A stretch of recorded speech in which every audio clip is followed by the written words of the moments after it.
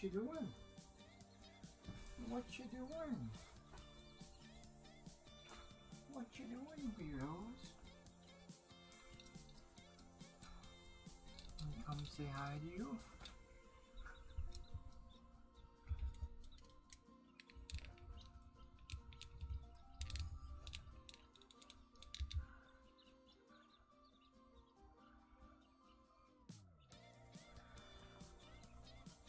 Watch out, baby bird. I brought you some snacks. Oh, I'm sorry. Here, we'll put it in the water so it doesn't die. See, some live plants, birds. There you go.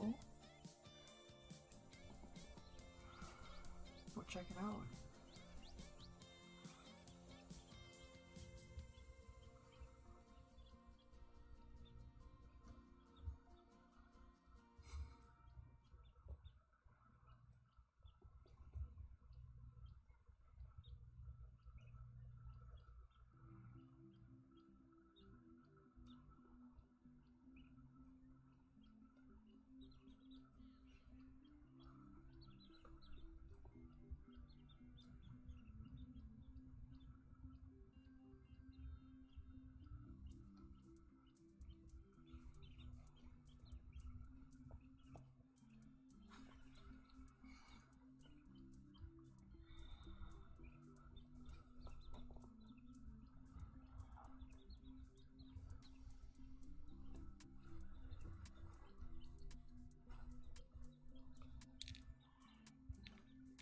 Alright.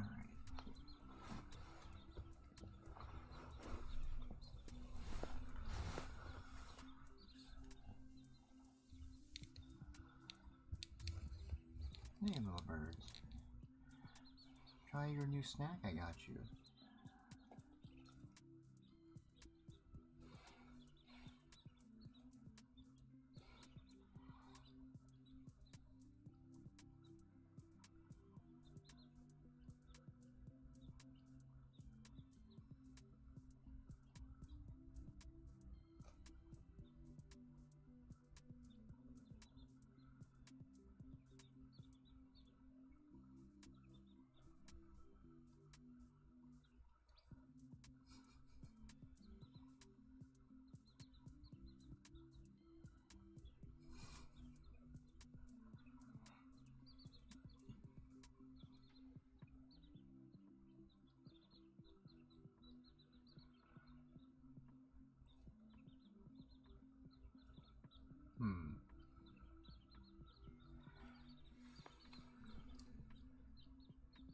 Is that the D saucer? No, it's just the captain's yacht.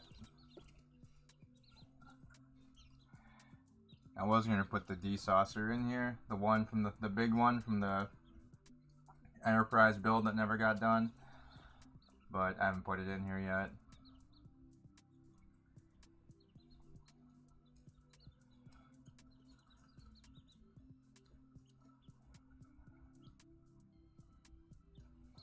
Oh, relax.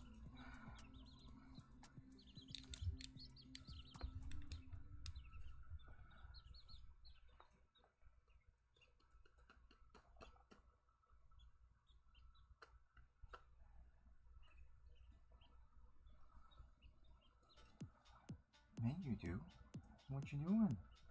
Alright, I'll cut this up because I thought you'd want to pull it apart, but I think it's just too big. So put it over by them. It's okay, it's not something that's gonna hurt you. Here.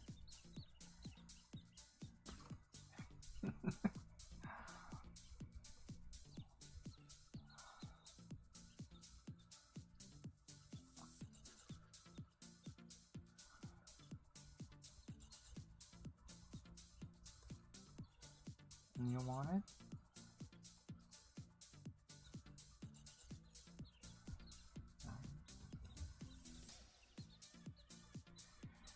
Alright, you big babies, I'll cut it up for you.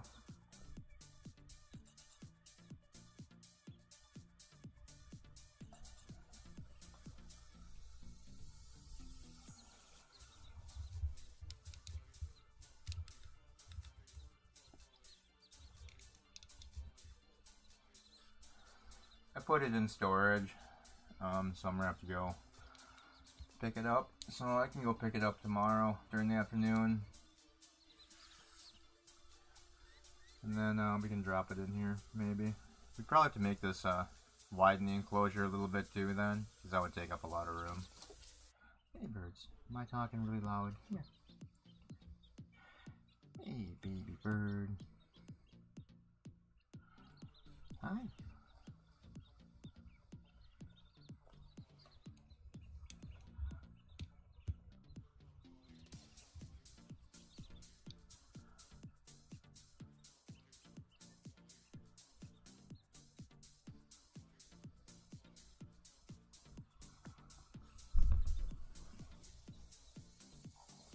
So I'm going to assume it's never going to get done. I did see some people, a couple of videos on YouTube of some people that actually finished it, and it looks pretty nice when it's done, but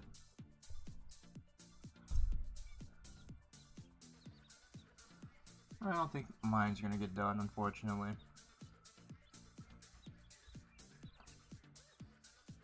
It's too expensive. I don't have the money for the extra for the rest of the parts right now.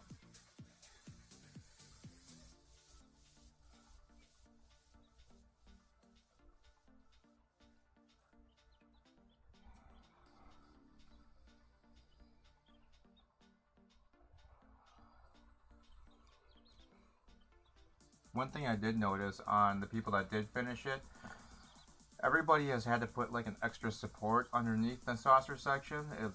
It's like it doesn't, the magnets aren't holding the saucer onto the star drive section by itself.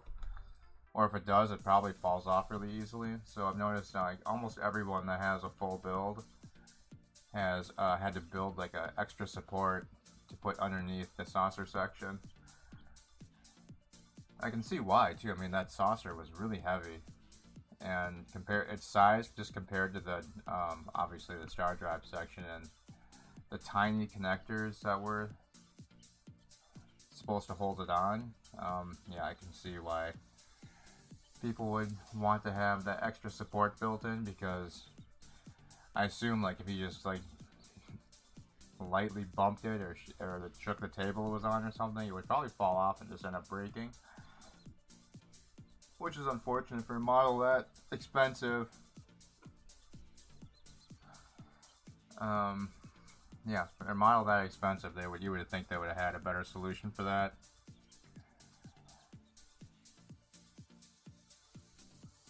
Like an actual locking mechanism that you could lock the saucer to the drive section. When I pick it up, I can show you, because the main star drive part was complete, I think, if I remember correctly. So I think all we had left to do was one warp nacelle, and then pretty much the bottom half of the saucer section needed to be completed. The top half was pretty much done, if I remember right. Sorry, birds. And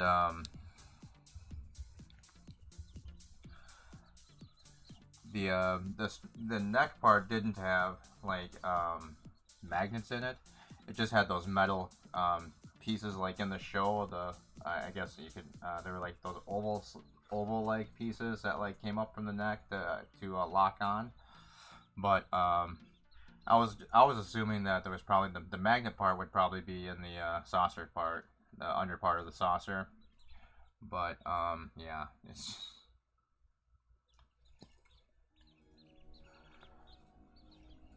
it was just I think it was like 4 really flimsy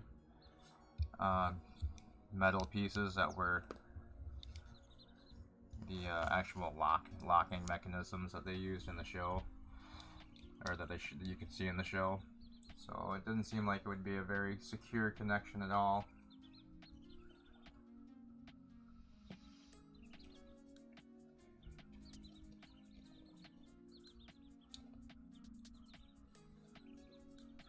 I haven't decided. I mean, I don't know if I'm going to actually put it in here. I don't know if I want to ruin it, because I could probably sell it to somebody that wants to actually build the thing and get a head start on it, not to build all the parts. and try and recover some of the money on that, because we were at probably about, just from what we built, from the parts and everything, it was probably close to $1,200 at that point. So I've been actually thinking of just selling it off and to someone that wants to actually complete the build, and then hopefully recover some of the money that I spent on it, because kind of a waste.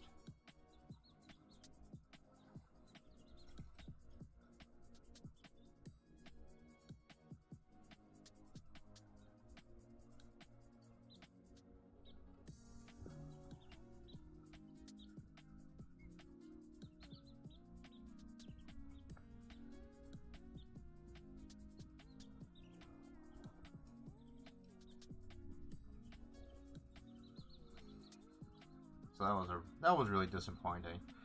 I don't even know. I should look up to see if you can even buy parts still, because I know that other company that was selling the Eagle Moss inventory,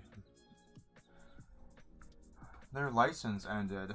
So I'm wondering if the Build the Enterprise license ended too. Maybe that would be sad.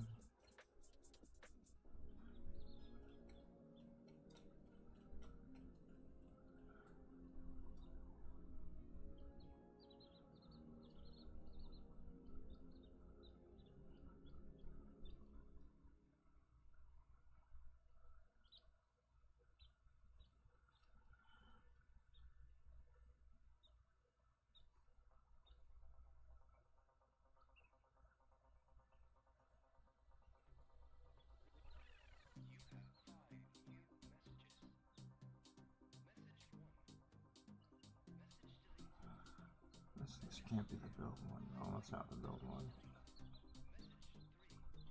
It's also dumb too. I noticed that there's like the registry number is just a normal decal, which I always thought was stupid. I thought it was dumb that they didn't just have it prepainted onto the hull, because all those panels lined up. So I mean, it's not like the registry would look weird. But I don't want to deal with decals either.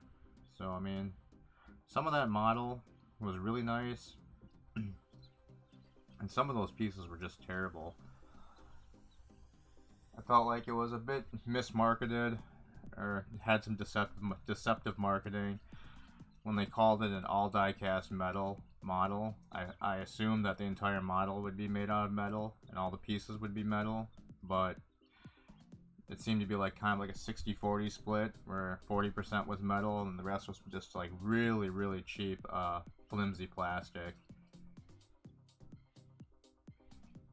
So that was already something that I was getting really annoyed with. Like almost the entire neck part and star drive section was all plastic. The only metal that was inside that part was basically the internal skeleton supports.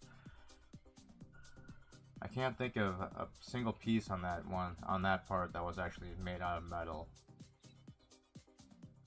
The nacelle, that was mainly metal. Like the top and bottom halves of it were metal. Then obviously the rest of it was plastic, which I figured, the warp grill and the Bassard collector pieces were plastic, that's fine. And then yeah, on the saucer section, it was basically you had a metal skeleton, and then the deck 1 and 2 part, the bridge module piece, the tiny bridge module piece, was actually plastic. Then they had like where the shuttle bay section, main shuttle bay section, that was metal. And I think the first ring of panels that you attach from there were metal, and then I think it was the second one was plastic. So as you radiate from the center out to the edge, I think I can't remember completely, but I'm pretty sure it was pretty much like alternating like metal, plastic, metal, plastic. So I think the very outer edge, I think the very outer edge was were metal panels, but I can't remember now. We'd have to look at it. The wiring concept on that ship was just shit. was really terrible. The way that they set up the electronics in that, the wiring was always a mess. Some people actually, got it to work out pretty well because they took the time to actually bundle wires together and stuff like that. When we were building ours, we were just kind of smashing shit into there. But like the soldering was really weak, and they were really, really thin wires, so there was almost no soldering on any of the wires, so they were really easy to break, which was really disappointing. There were a lot of light leaks between the panels. I know that like once you got all the panels put on, and were tightened and got everything tightened down, it kind of like pulled everything together and helped with the saucer section as far as light leaks went, from what I've seen from other people that have built it. But a lot of people had to do modifications on the star drive section and the neck to fix the horrible light leaks that were on that piece. So, I mean, there were some really, really bad gaps that were happening in that part. So that was weird. Also, the fact that the other thing I really didn't like with that build was I feel like they should have did something a lot different with the way they had it powered. I mean, it wasn't rechargeable batteries. It wasn't a rechargeable model. It was God, I think the power pack for the saucer was like six. It was either 6 or 8 AA batteries, which was stupid. And then every single part had a separate power pack, and you had to put I think it was up to 4 batteries in the other ones. So the star drive section had a 4 battery power pack, its own light switch, and then each nacelle had I think the nacelles were maybe a 2 battery power pack. But I thought that was the dumbest solution. I figured that they could have had just like a circuit board in each section, and then metal connector plates at each connection point that would be able to supply power, and then just have some kind of like lithium ion rechargeable battery in the main drive section that would just have the charger next to like the hole for the stand that you're supposed to get with it. But I guess I would probably, and doing something like that, you wouldn't think would increase the cost that much more, because you'd actually be reducing some of the electronics on it and some of the weight by getting rid of all those extra switches and battery packs, where it would just be basically a control board for each section, I believe, and then that would just attach to like metal strips on each connection point that would just power everything else. So yeah, some of the design choices in that I just felt were really, really dumb.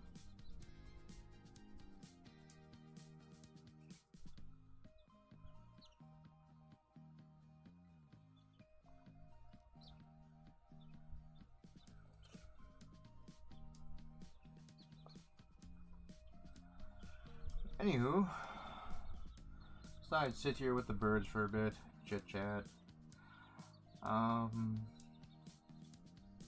What else has been going on? I got caught up with a bunch of the news from San Diego Comic-Con last night before heading to bed. I saw that they had Dr. Doom was cast as Robert Downey Jr. again, so that seems like an odd choice, but then I kind of remember that they're doing the whole Secret Wars thing, and since I'm not a comic book guy, I don't really know too much about it, but I'd assume that it's going to be like that's just part of the whole Secret Wars plan, and then, I don't know, maybe the Doctor Doom guy will actually be like an evil variant of Tony Stark or something. But it didn't bother me. Like I said, I'm not a comic book guy anyway. I just enjoyed the movies up through Endgame. And so yeah, I really don't care. I just think it's the only thing I thought was weird was, because he played such a huge part, he played as Iron Man, he's going to be extremely recognizable, and I think that would just, for a lot of people, that's just going to kind of, well, at least for me, I can only speak for me, I guess, seeing him as Doctor Doom might pull me out of the movie just because I would just constantly see Iron Man, unless they do some like suit. They keep him in the mask the entire time, or do some kind of like heavy prosthetics or something like that to really hide at least what he looks like. But then he does kind of have a really distinctive voice too, so I'm not really sure if that's really a good idea. The Star Trek news, a lot of people were losing their shit over the Strange New World sneak peek scene that they put out. That didn't bother me at all. I mean, it was literally just getting an injection to go on an undercover mission so they could change their species, which was fine because it was just basically using the same genetic altering drug that they used last season for Spock to turn him from human back into Vulcan. So they just figured out a way to change it so they could turn the human crew people into Vulcans. So, and then it was just basically them walking down the hallway. So, I mean, I didn't have that big. Really didn't have a problem with it. No big deal. So yeah, I'm kind of waiting more to see when they put out a real trailer that they usually do, where they show scenes from several different episodes to kind of decide whether or not I'm even gonna get my Paramount subscription back to check it out. Section 31 trailer looked completely terrible. I didn't understand it. It doesn't even look like a Trek movie or TV show. It's such a huge departure. Just from the set design, the cinematography just seemed really weird. I couldn't figure out what the hell it's even about from the trailer, which a lot of times, at least from the trailer, you can kind of get an idea of what a movie's going to actually be about. To me, it seemed like it's going to be a lot of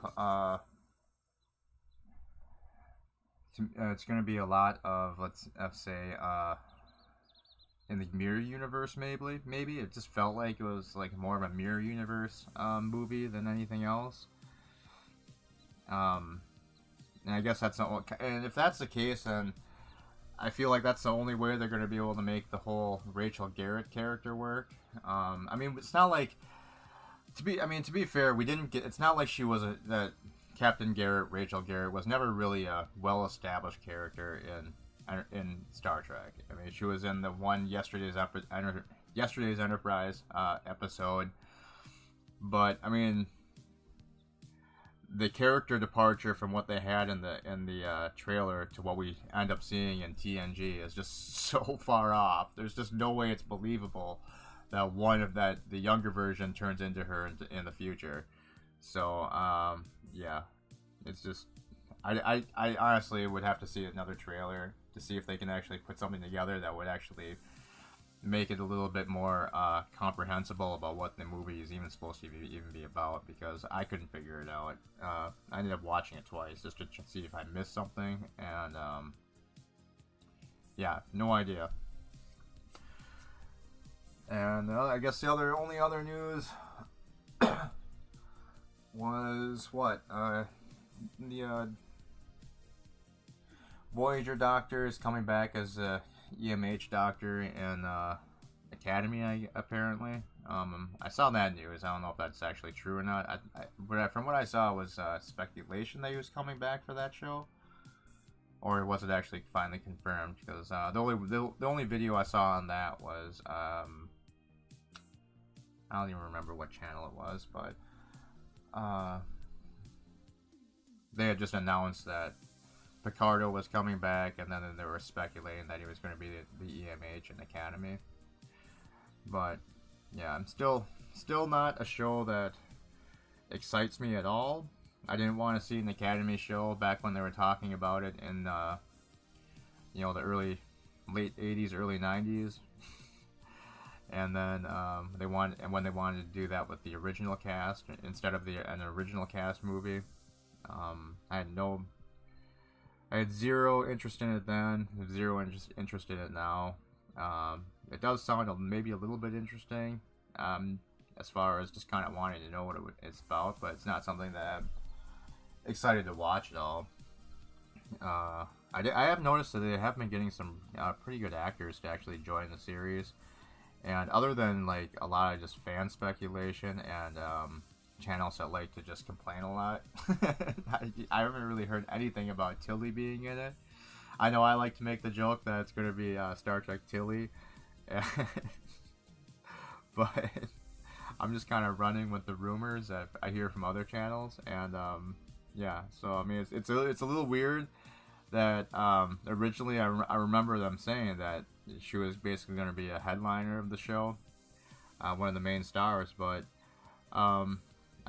whenever they talk about it, you never hear anything. Well, at least I never hear anything about Tilly or the Wiseman chick even being in the series. So I don't know. Maybe she's not even going to be in it. That would probably be a good choice, and maybe the show won't be a complete failure. But yeah, I decided should probably just wait until we at least see some kind of footage, or kind of like a series story synopsis put out from the studio to actually kind of judge that one.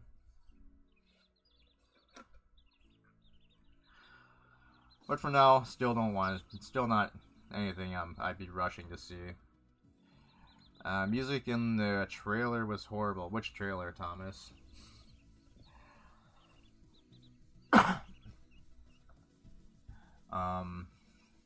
The 31 trailer. I'd probably agree. I don't even remember what music they used in the 31 trailer. Or if you're talking about just the Strange New World scene, where they're walking down the hallway, and they're using some modern rock while they're rocking down the hallway in slow motion.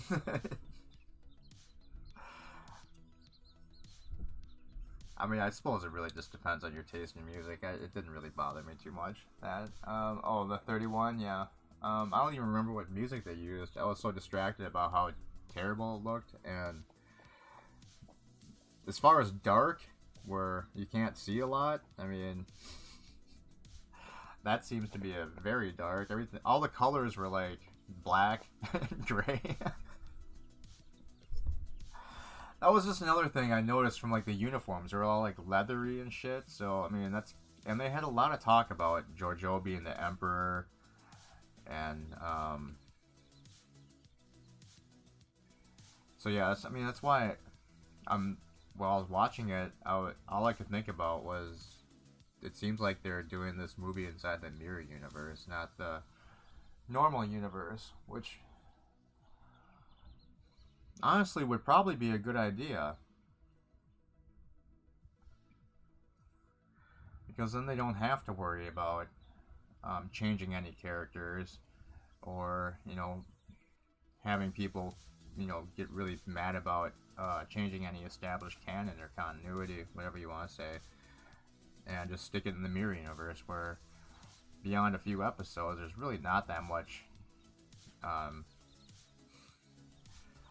that we've been able to find out about the mirror universe anyway, so why not?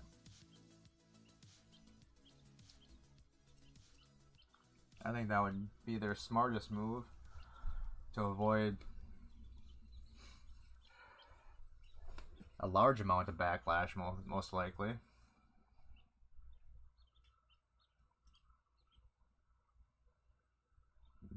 So like I said, if they do it in the mirror universe, and they can do whatever they want with the Rachel Garrett character, because then it would actually make sense that she seems kind of evil and terrible. But I don't buy the whole blue hair thing in the 23rd century anymore. I mean, that just seems like such a contemporary thing. Yeah, I just don't know. It's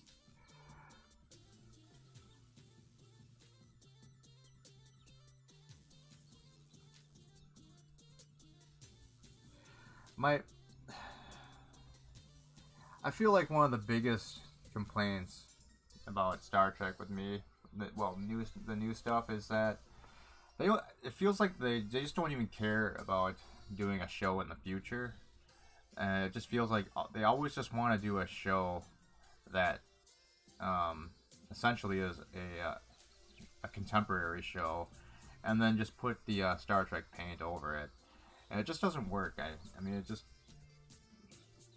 I know that everyone will be like they just want to do allegories and metaphors and other fours, but I'm so stupid. But they just keep trying to do things so on the nose and mix in way too many contemporary things, as far as just speech patterns, figures of speech that we use, just general how would I even put this, like general aesthetic of like what things look like, as far as like interiors and the way people dress, fashion styles and stuff like that. I just feel like they just try and mix in way too many contemporary things, where it's jarring, and it just takes you out of the fact that you're supposed to be a few hundred years in the future, and it just doesn't. I don't know. It just doesn't mix right, and I mean that's beyond all the issues with like the messaging storytelling that they tend to like to do. I mean, just if you strip away the woke argument for just a minute and ignore that completely, I mean, everything else, it just doesn't fit into the established world that they've spent almost 60 years creating, and that's just too bad. I mean, for me, it doesn't. I mean, obviously, I don't think it has to be exactly like it was in the 90s either, or in the 60s when you're talking about original series era stuff. I mean, I fully expect them to do updates on visuals and everything like that, but I don't know. It's hard to explain.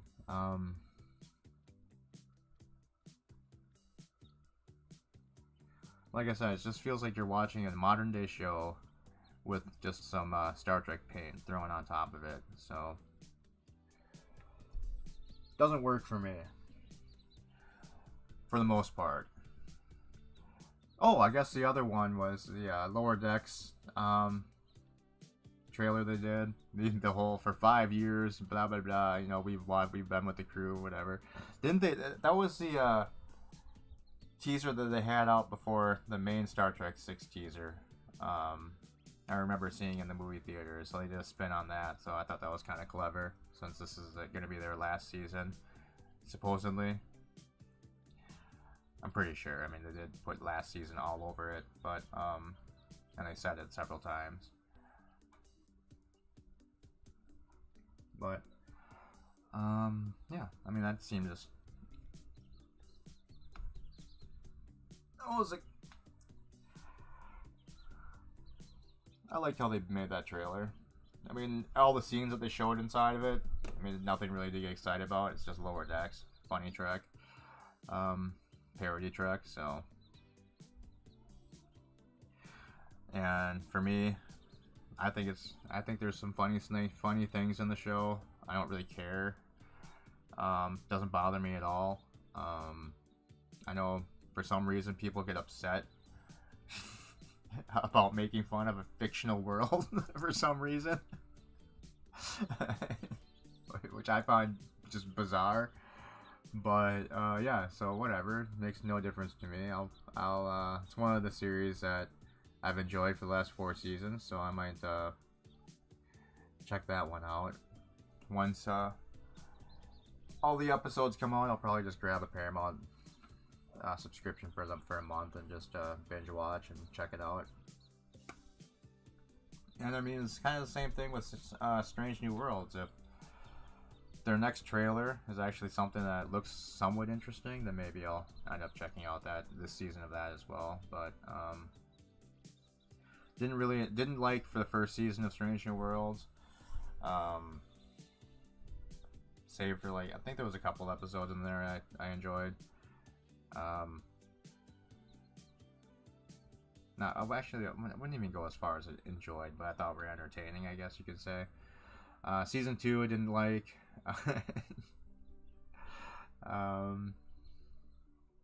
But I didn't watch much of season 2.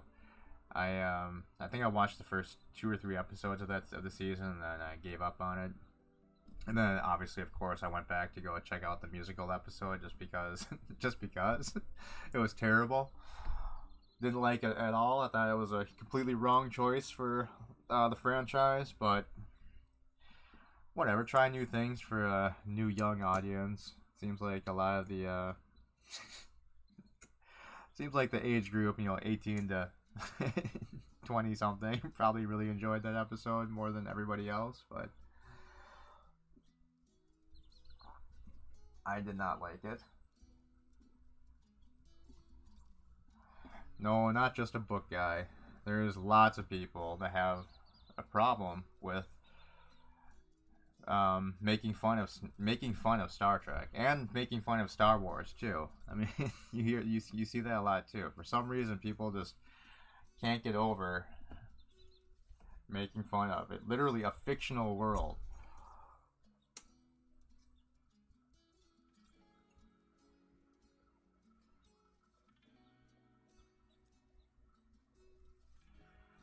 But it's not even that. I mean, some people can't get over the fact that, that they're making changes too. Again, in a fictional world. I mean, it's not like they're changing real history here. So, I mean, it's some canon violations, some continuity things. I don't really mind. Especially if it serves to tell their story that they're trying to tell. And, would I like them to stay in main continuity and keep things lined up? Sure, yeah. But I mean, I understand that it's not always going to be possible, and this group of producers want to do something different and go a different way. So I mean, whatever. If it works for them, it works for them. I mean,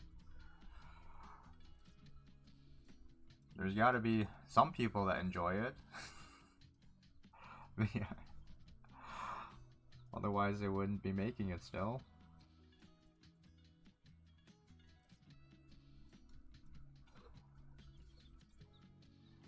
It's just not for me.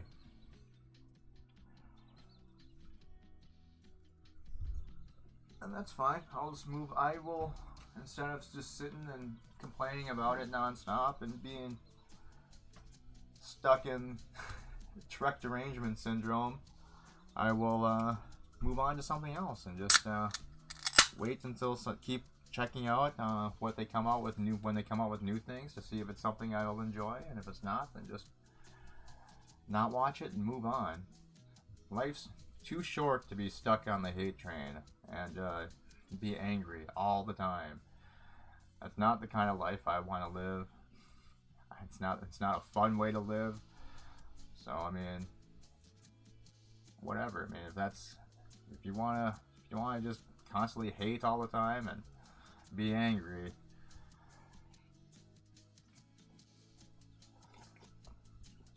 I guess that's your choice. Not gonna say it's bad, but and you shouldn't. But you know what? Fuck that. I'm never gonna say that. You shouldn't always be angry and shouldn't just sit there and dwell on things you don't like and constantly just be filled with hate. It's not healthy. It's not a good way to live. And I think that when you stop listening to other people that constantly just talk about things that they hate and why things suck, you'll see that for the most part, it is still a really beautiful world out there. And, yeah, you might be a little bit happier. Before anyone says bullshit, I would say go watch Thomas's video, filled with beautiful images from his vacation.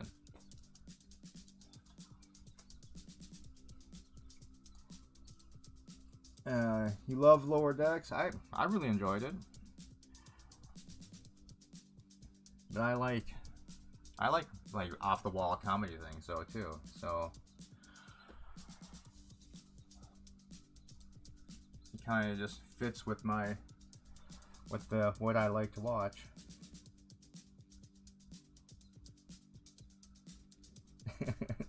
That's life is short, which is why people should stream more. I'm streaming every day now. I know it's just the bird cam, but yeah.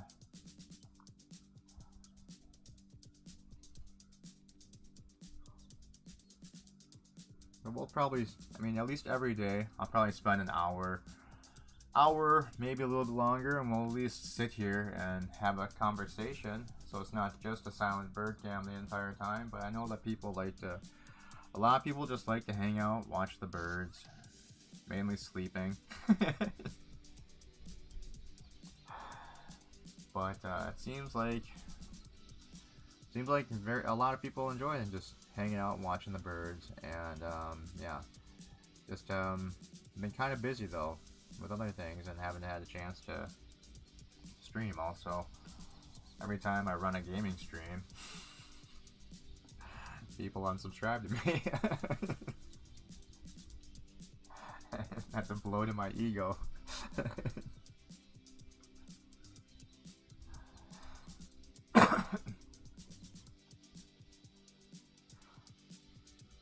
Hey, little birds. What else is going on? I didn't watch the entire opening ceremonies. I couldn't bear watching that trash. That was horrible. I have no idea what the hell was France thinking. I mean, that was just not good. And had literally nothing to do with sports. So I have just no idea what they were even going for. I'm guessing their theme was supposed to be like what, unity and diversity. Which, I mean, that's not a bad thing, but I mean, there's got to be better ways to depict that and to put that out as a message, other than just taking essentially the imagery of the Last Supper. And this is coming from someone that's not even religious and is still on the fence on whether or not a God even actually truly exists. But I mean, even I can see how extremely offensive that taking the imagery of the Last Supper and having that trash on screen, with the, I mean, that was just extremely offensive, and yeah, I couldn't watch it. I don't know why they decided to essentially have a drag show for a lot of the opening ceremonies. I like the I was enjoying the Twitter, not Twitter, well, whatever, Twitter comparisons where they're showing like the epic drumming that they had in the Beijing Olympics opening ceremonies versus the horrible crap that they had in this year's. So I haven't been watching any of the Olympics. So I just figured I'd just say that was just a terrible, terrible decision for the opening ceremonies, and makes me wonder how bad the closing ceremonies are going to be.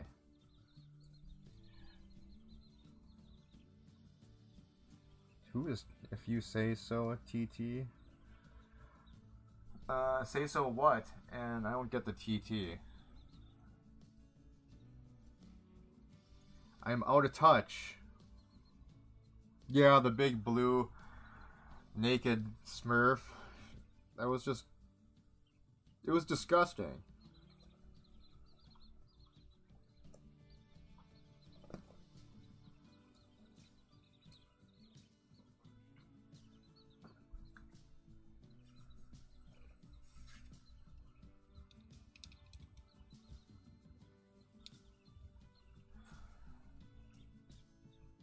And again, what that has to do with sports or showing off your country's culture. I have no idea, unless they're trying to say that France is just a woke trash paradise at this point, which I guess it is, but damn.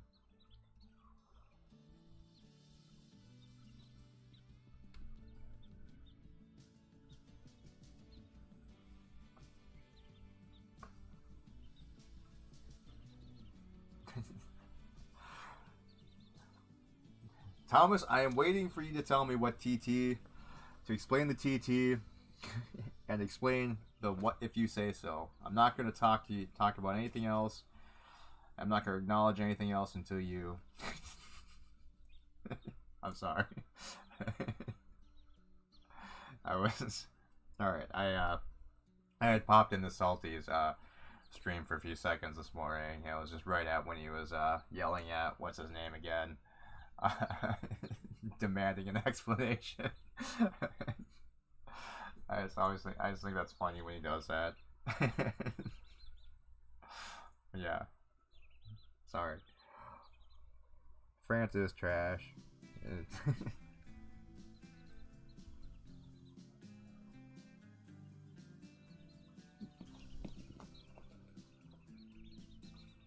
Oh. It's not it's not just that I think, Thomas, that the Mahjong stream lost 2, and then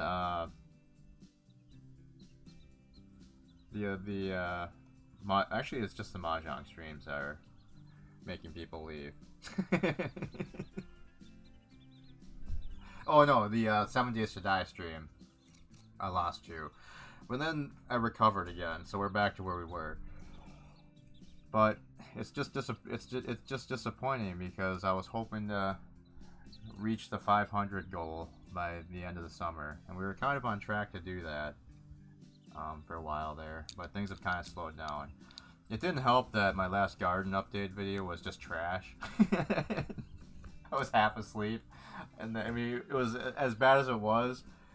That was the 5th time I actually recorded it because I kept screwing myself up midway through and losing my train of thought. So, lesson learned is don't try to make a video, especially if you don't plan to edit it when you're only running on about an hour and a half of sleep and are extremely tired, because that was a disaster. I was gonna re-record it yesterday and just delete the one I had up, but I just figured we'll just go with it. Who cares? And we'll, especially since nothing was really happening in the garden this week anyway. So it's just basically still waiting for things to grow so we can start picking stuff. So maybe next week.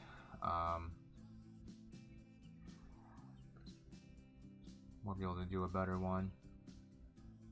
Well, actually, I'm going to even see. I don't know if I'm going to do a one this week unless I actually notice some things that are actually, like, actual vegetables starting to grow, because it's been the same video for the last 2 weeks in a row, just waiting for stuff. But there are a bunch of tiny little cucumbers on the vine, on the plants. So that's good. I mean, if anything, we'll have tons and tons of cucumbers. I did notice I did walk through there this morning, and all the pea plant is starting to finally produce more than 1 pea a day. The bean plants are starting to actually flower, and so it looks like those will actually start producing beans. And then let's see what else. All like down by the wheat. on that small patch down by the wheat, all the tomato plants have gotten huge, and I noticed this morning a bunch of them have tomatoes growing on those now. Don't know what variety they are. The way that they're growing, it looks like those vine tomatoes that you usually get that you can get at the store, where they're still attached to the vine piece or whatever. How they're aligned kind of like a 6-pack. That's what I'm getting at, like a long row of fruit. Compared to like the other tomatoes that are growing that are kind of like in just like clusters of 3. So yeah, I'm not even sure what the variety in that small garden patch is. The eggplants have like quadrupled in size in a week, which I honestly thought they were dead and they weren't going to even grow. But after I fertilized last week, I dumped in a bucket of, I spread around like a pretty big bucket of bunny poo that I had been collecting over the last 2 weeks or so from obviously from my rabbits. And that seemed to really help getting everything a little bit of a jump start. Well, not jump start, but a kick in the the roots to actually start growing again, because it seemed like everything kind of seemed like it stalled out for a little while there. And I was getting a little, I shouldn't say concerned, but I was a little confused. Like all the wheat plants have like their grain seed heads growing, but they're not as tall as I normally see like wheat plants. But after I fertilized, they seem to be getting taller now to like almost normal size. And the corn plants seem to be doing a little bit better now too. Since I fertilized, they're not getting nearly enough sun, so they're growing a lot slower than they should. And I probably haven't been watering enough either, because I know that corn seems to like lots of water. But since that area has been so shady, I've kind of just given up on the corn, and then I was just gonna basically let it go, and if it grows a few small ears, it does. If not, it doesn't. If not, whatever. But the problem is, the neighbors put up a privacy fence this year that blocked out all the early day sun that would get in there, and then I underestimated how bushy the bushes would get that are in that area, kind of by the garden bed, and then how much they would fill out. So that shaded it more during the evening than it was when I originally planted, because it was still it was late spring when we planted all that, and we were still getting some really good sun down there, and I just didn't take into account the changes in the later part of summer here. So I did identify a couple trees that for next year are definitely going to have to get taken down if I'm going to plant anything in that area again that requires a lot of sun. Otherwise, I could probably put some shade tolerant plants in there.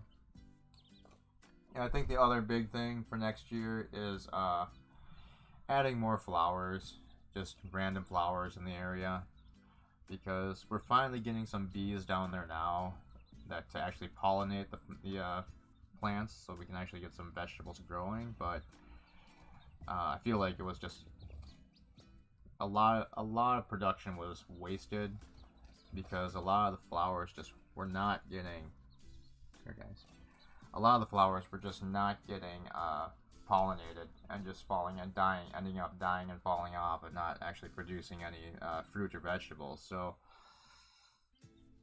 yeah, definitely need to bring. So there you go. I mean, there is an example bird saying that we don't need bees for pollination, and that there's other things that can handle it. I mean, while that's true that's partially true. There are other bugs like butterflies and things like that can pollinate, but without having the bees down there, pollination is not nearly as efficient, and it's a lot slower, and you have to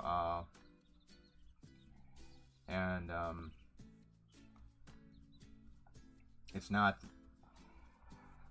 really guaranteed either. You're kind of at the mercy of when the bees come. But since there hasn't been anything growing in that area for so long, I'm just assuming that bees have just gone elsewhere and are just it's just taking time for them to rediscover that, hey, there's some yummy nectar over here we can collect. So yeah. But like I said, the cucumber plants really just essentially exploded with flowers. So they're definitely drawing more in finally.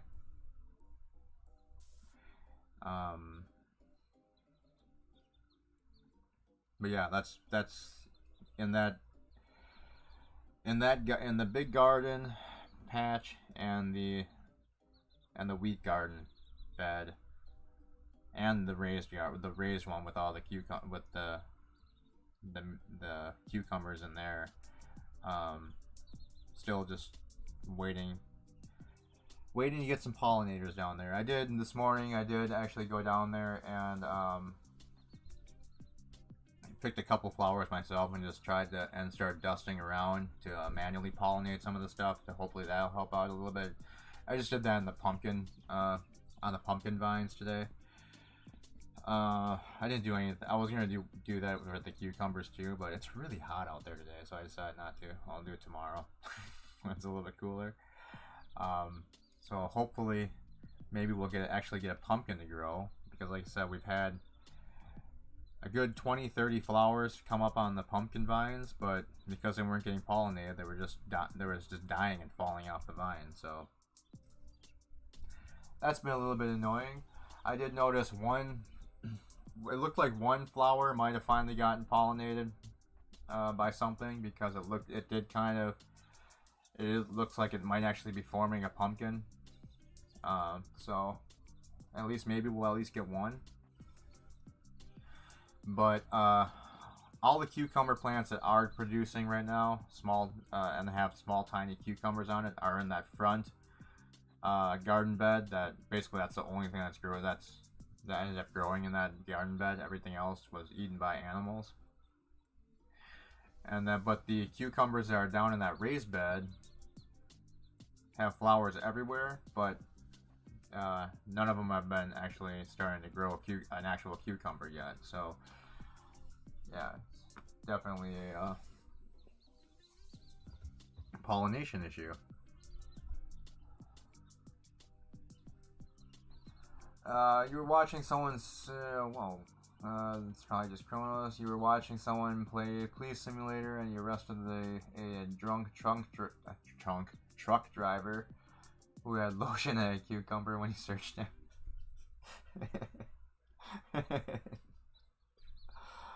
Yeah, Police Simulator has a lot of weird stuff.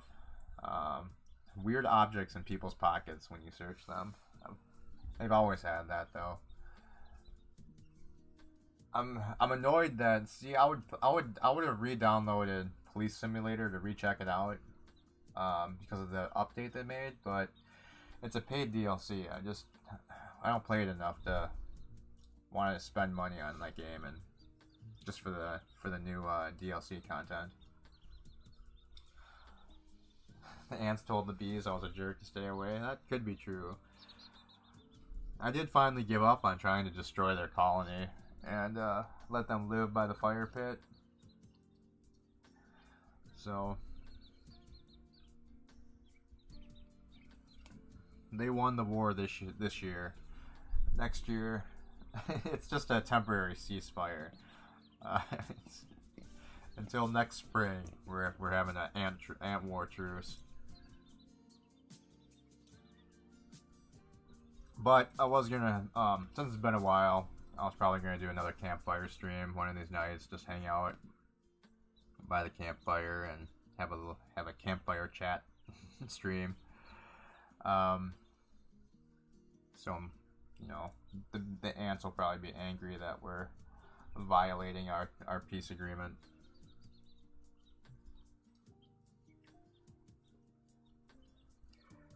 I didn't even look at the price. I just noticed that it was a paid DLC, but it's the full price. It's like their DLC is almost the full price. It must be like a pretty big expansion then, if it's going to be almost the same price as the full base game. That seems a little ridiculous.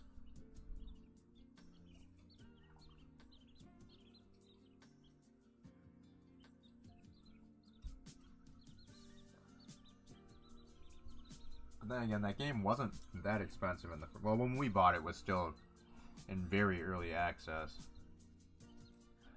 So I think when we originally were playing it, was when I bought it was, I think I got it for like, I think it was like 15. It was 15 or 20 bucks when I bought it. I don't know what the price is now. I'm assuming it's more.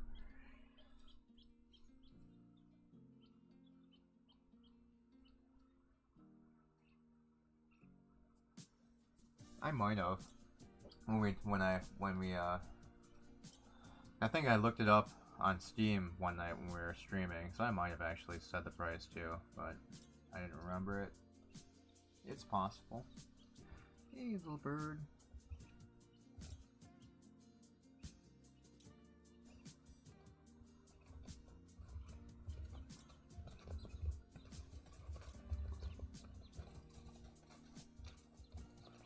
They seem to like strings to like pull on to play with. So I think we'll probably get like a. I was at the pet store trying to think of like a toy. I was gonna buy them a bird toy, but I just didn't know what they would want to play with. So, but they like grabbing like loose threads on the towel here and just grabbing it and pulling it. So I'll probably try and find something with like strings or whatever for them to play with. They seem to really be enjoying this. The game's 30 and highway is 20.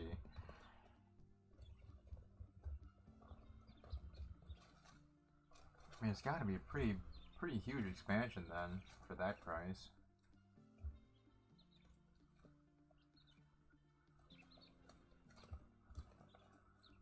But yeah, it's just too. It's just for how little I actually play the game. It's just too much money.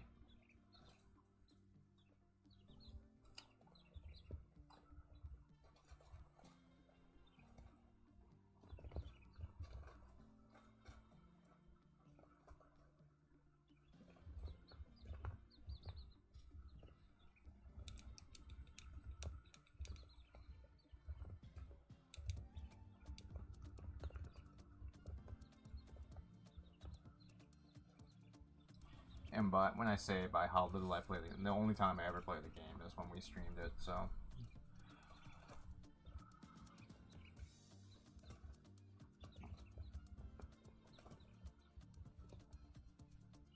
And you two having fun?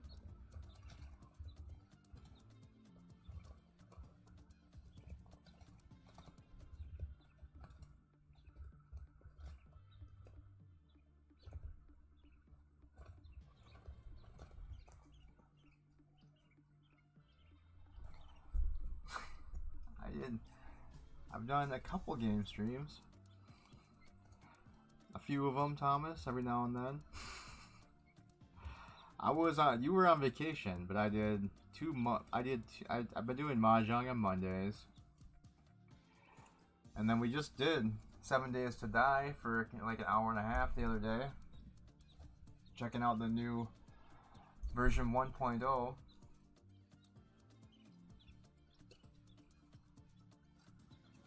That came in the last update. It was either the last update or the update before. But, that's pretty old now. That was, I remember, that came out when we were still at the other house, so it had to have been at least a year and a half ago. More than a year and a half ago.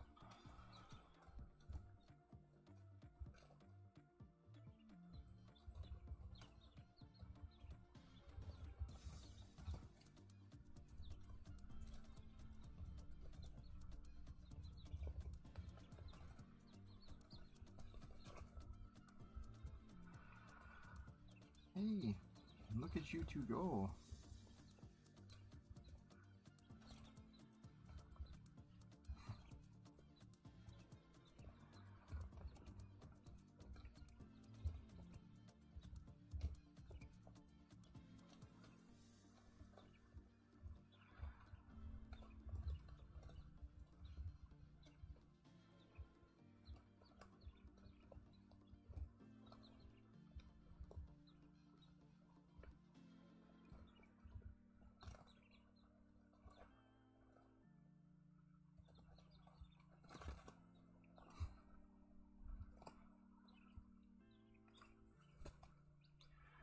Careful, don't get yourself caught in it, please.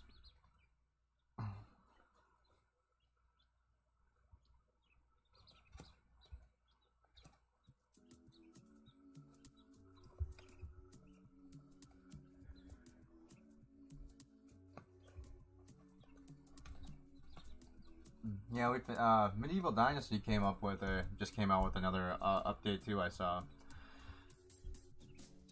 So we should get back to that. They made some changes. I heard to like how your. I didn't read all the patch notes, but I saw that they made changes to the multiplayer map. So hopefully they added more stuff to do in that map. They did something with questing, I think, for the multiplayer map, and something had something to do with your spouses once you had kids. And that might be like one of those like smaller things as far as like just like character animation or something like that. But I think they said something about. I think they said there was something about they made some changes to your spouses after they had children. So, and we still have to check out because our wives are pregnant, I believe. So we have to let them have their kids.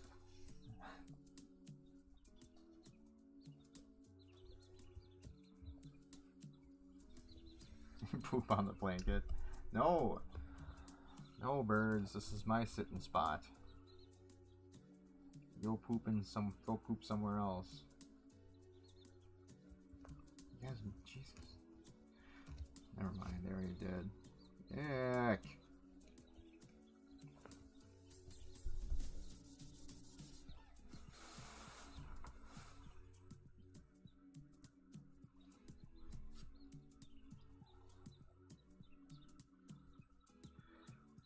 I think they tired themselves out. Come here. Come here. Come here. Come here. Oh, never mind there. Come here, come here. Come here, crazy bird. No? You just want to play with the string some more?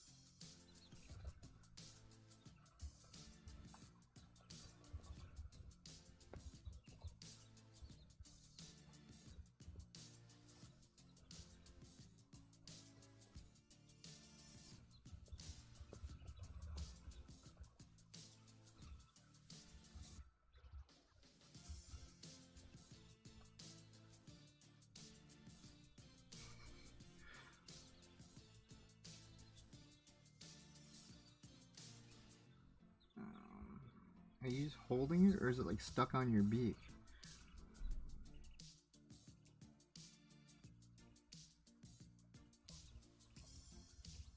Alright, you're just holding it like a weirdo.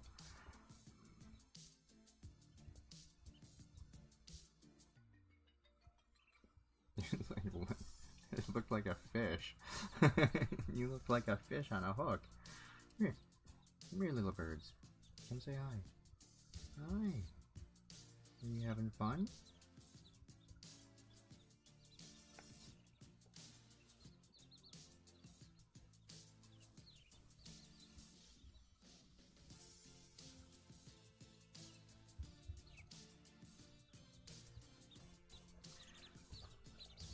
No, no, ick, ick. Please don't eat that.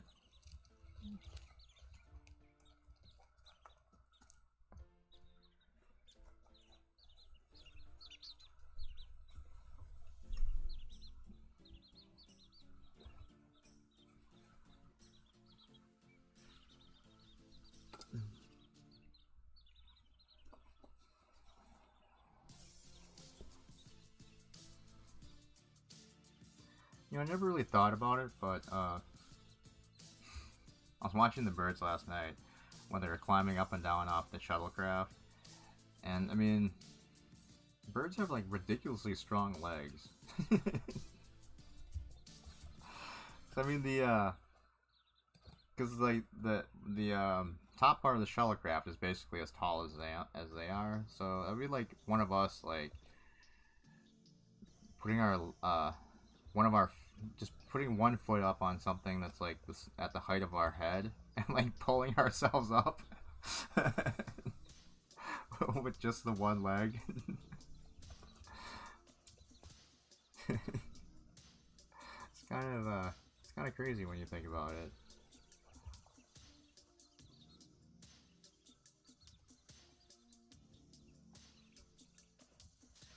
No, you two just having fun. You don't want to hang out with me for a little bit. Alright, you play with your string. Enjoy.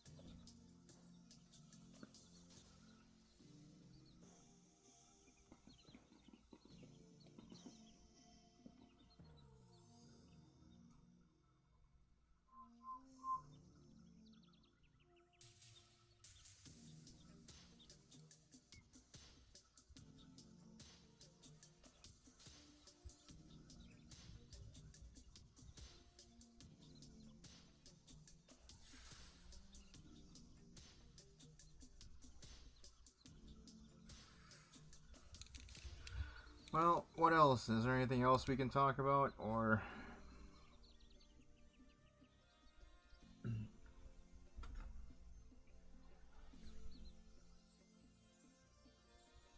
should we just turn it back over to the bird cam for a while? What time is it? Almost 2? I want to say the first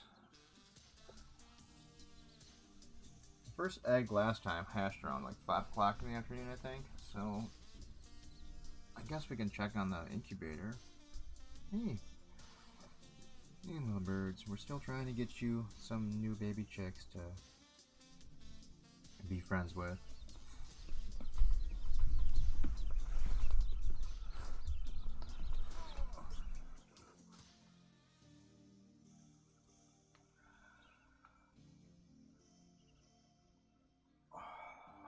Fortunately, I'm not too optimistic about this at all, which is sad. But according to the notes I took last time, today would be the day. If this was a normal hatching, that they would probably start to hatch. So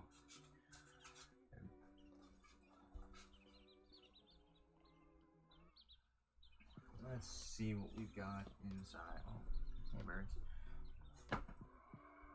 What's going on with this?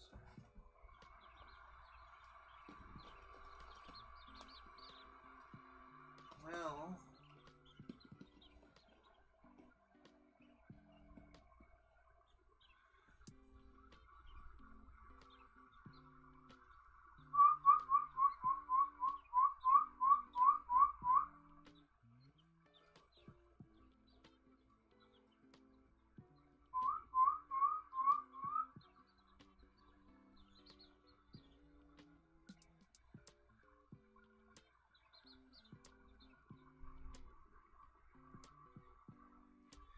alright, so I mean, I can't really tell. Obviously, I was just whistling at them to see if I could hear them chirping back inside their eggs. And unfortunately, the fan is just too loud in here to hear anything. I don't really want to move them around right now. A couple. All right, none of them are really. None of them I can really see any. Hold on, let me turn the alarm off. None of them I can see any like noticeable pipping in the shell yet, showing that they're trying to unzip and get out. But a couple of them seem to be. They've changed orientation on them by themselves. They're tipped a bit more with the fat side up, facing more upwards, which was how they were last time before they started hatching. So I think at least in a couple, there is a chicken side moving around, getting situated to start hatching, to getting itself out of the egg.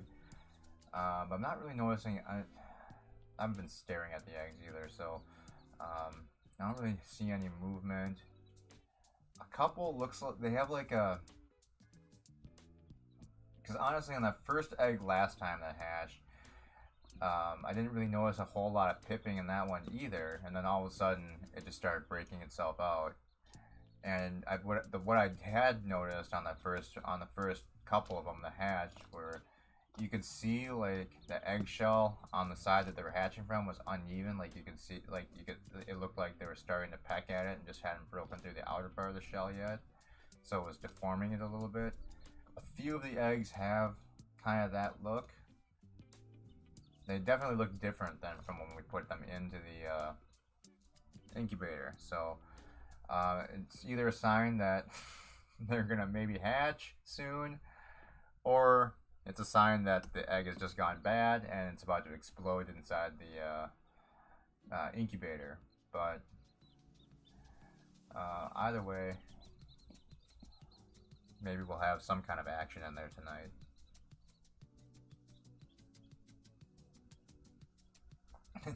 The bunnies like the birds for the most part. Well, I shouldn't say they like. Waffles doesn't mind the birds. He'll lay there.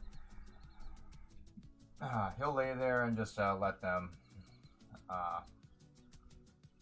walk around by him. Birds have like no fear of the bunnies. But Strawberry, for some reason, that big bunny is just terrified of the birds. And the birds haven't done anything to her. All they do is to start walking towards her, and she just runs and hides underneath the couch. So, yeah, she's a big scaredy bun. If you're wondering why we haven't done anything with both of them together yet, is because I just haven't set up a camera downstairs with the bunnies. I haven't cleaned up down there either. It's a freaking mess. So yeah, it's just a pain. It's just also kind of, I don't have an enclosure set up down there, so I'm kind of trying to use both my hands, and I'm kind of I just can't record because I've just been too busy keeping the birds in one area. And because they're really fast. They can run extremely fast. So when they start exploring, it can be a huge pain in the ass to collect them again and get them to cooperate to get back into a box so I can bring them back up to their house here. But I will be able to start having like either videos or being able to do a live stream from where the bunnies are. But I'm waiting to get some more of these panels ordered. Well, I ordered them, just waiting for to have some more of these delivered so I can actually build another enclosure down in that area, just so it's easier just to keep things from spinning out of control. Like SeaTac, the other night when I brought her down, I've basically been doing it one at a time too, just because trying to keep them both wrangled would just be a pain in the ass right now without an enclosure. But SeaTac was being a huge pain. She kept running underneath the couch to follow the bunny, so they were running all over the place downstairs, and I just could not it was just extremely hard to catch either one of them because they were running so they're just going crazy, running around. Watching a rabbit getting chased by a bird was pretty hilarious. But then there's too much. There's also right now there's just too much stuff that they can get into, where I can't get to them without having to tear the room apart, just to be able to retrieve them. One of the couches obviously was the one that came from my old house. It was just one of those old futon couches. So, and that's where the bunnies like to sleep, is underneath it. So that's basically their couch. But then like I have a normal couch they're down there too. And the CTAC kept trying to go behind it and then under that one, which only is like, I think it's like an inch and a half or 2 inches height off the ground, so it's just really difficult to get her out of there. And then there's just too many like cabinets and things that they can go behind. And unfortunately, there's a hole in the wall too, where old vent I had taken out and had broke some of the sheetrock around the thing, trying to I was wiring a cable down there, and it was going well. I cut out a section of the wall to so I could run the cable through. And then I ended up tripping and falling into the wall. So it made like a pretty large hole in the wall. I just haven't fixed yet. So I don't want the birds to fly into the hole in the wall. That would be a huge pain in the ass. So I need to fix that still. I just haven't picked up a new piece of sheetrock. It's not like a huge gash. It's like in the wall. It's basically like a broken piece of sheetrock that's pushed in. So it's not like. But there is a small section that's open where if I wasn't paying attention, the birds could get inside if they wanted to.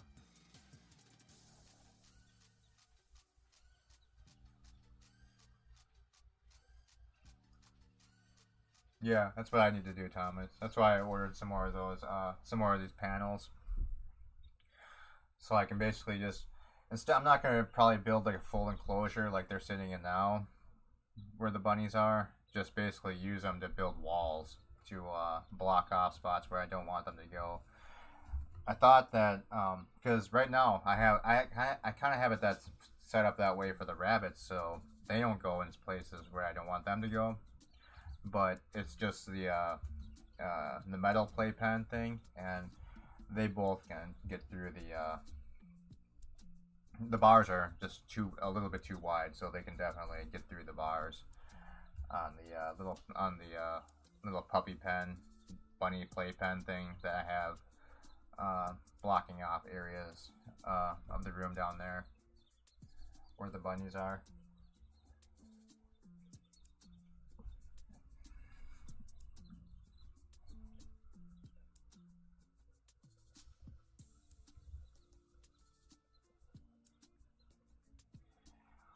Be careful, birds. I don't want to step on you.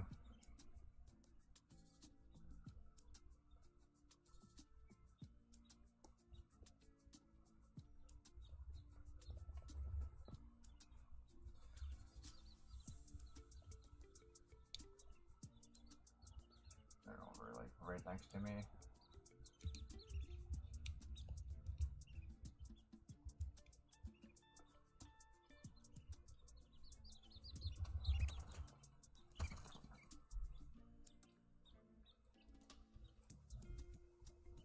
This is the house I fell into the wall.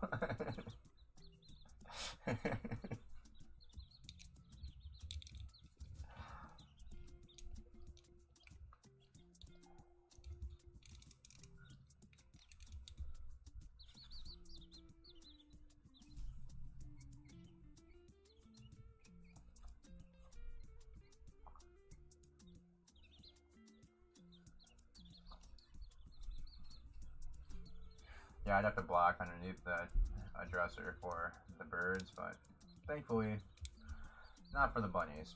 They can't fit inside. Plus, they like to. The bunnies actually like sitting inside the dresser drawers, so I usually always have one empty. I have the bottom one empty, and then I just let them jump in and out of it because they sometimes sleep inside of there. The only bad thing is that they've figured out that when the drawer is fully open, they can jump inside the actual dresser, like structure behind the drawer. So there's a couple times where I closed the drawer and heard a bunch of freaking out as like the drawer was like closing on the rabbit that was sitting behind it. But I don't know how they do it, but they're able to move from like the drawer I allow them to go into. If it's partially closed, like they'll get into it, but then somehow they're able to get into the drawer that's above it, which is weird. I have no idea how they're able to do it. I haven't seen like any holes inside the drawer above it, so I know they haven't like tunneled their way into it. So they're somehow climbing from one drawer to the next. I just have no idea how.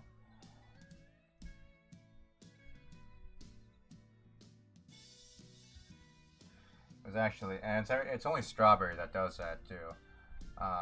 Waffles doesn't. But that was something that Cinnabon always liked to do, and then Strawberry started doing that, following Cinnabon around before he wasn't able to walk anymore, and then eventually died. But that was one of Cinnabon's favorite things to do, was hang out in the dresser and climb around in there.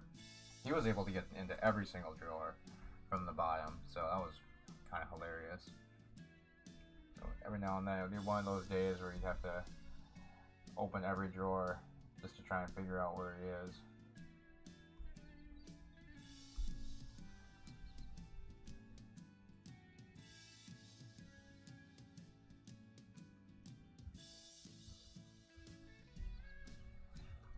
I miss that little bunny.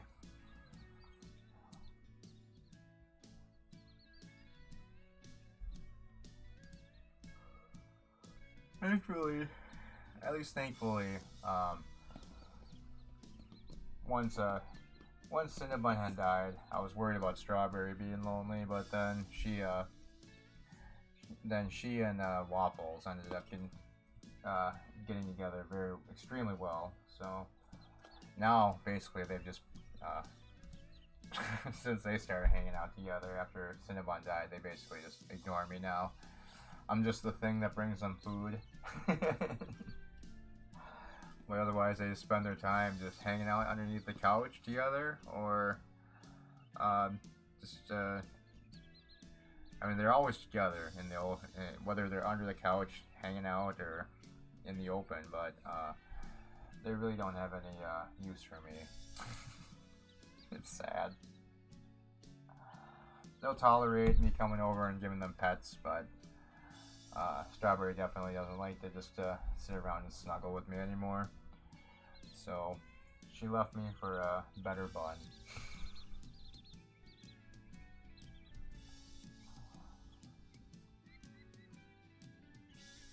Hey birds.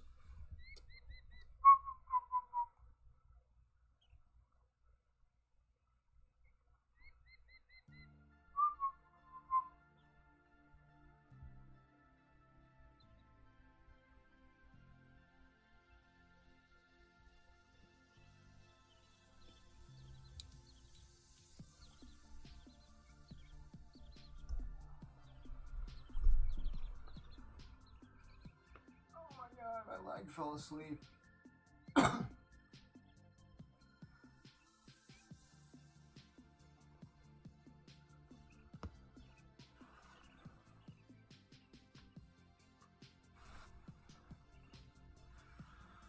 Alright, I'll be right back. I'm gonna go cut up these herbs I brought for the birds earlier, since I don't want them whole.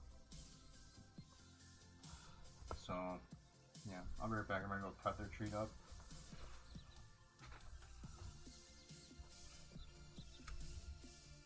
Let's go like this in case I come back out here to play with the thread some more. Weirdos. Oh, you know what? I've got an X-Acto knife up here. Maybe I can just cut those up. Oh, I hear you.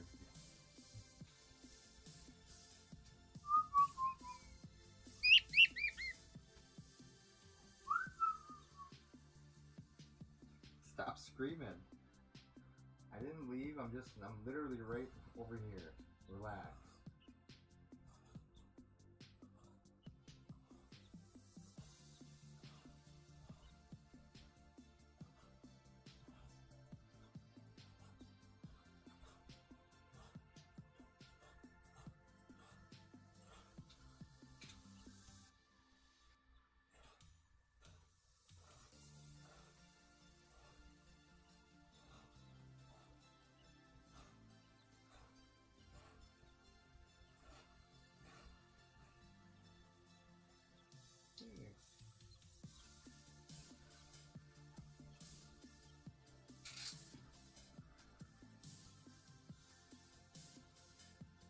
X-Acto knife works as a great little knife.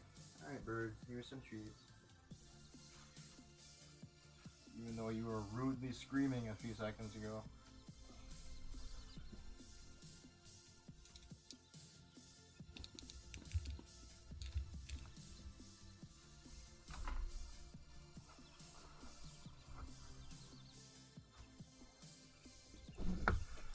Here, come here. Come here. Look what I got you. You don't want it?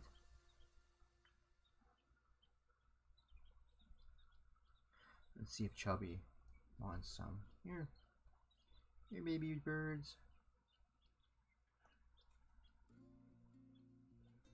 Try it. You might like it. No? Huh. We'll see if they eat it later. We'll put it in their food book dish. We'll garnish their food with some basil. Here,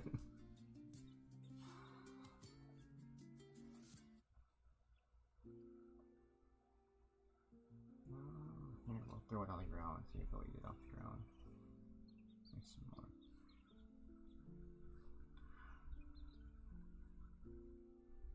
I don't think they like it.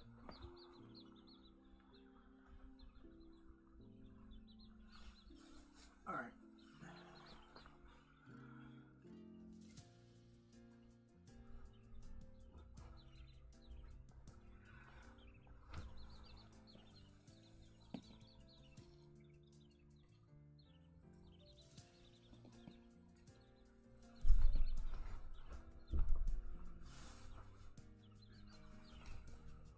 Come here, birds.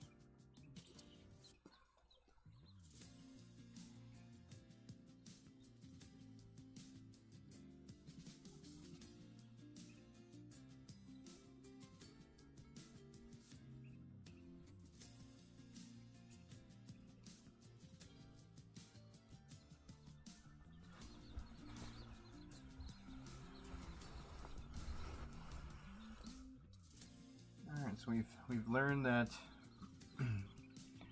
so far they enjoy eating peas and the raw almond.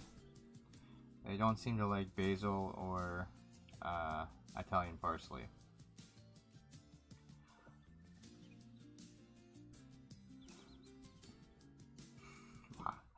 Wow, Majestic. She almost pooped on you.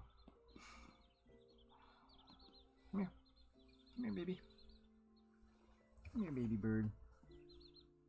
Come here, SeaTac. Come here, SeaTac. Come on. Come on. Come on.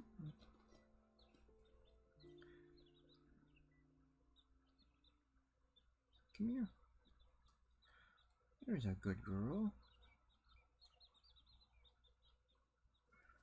Yeah, see, there's some good. Oh, he's relaxing, huh?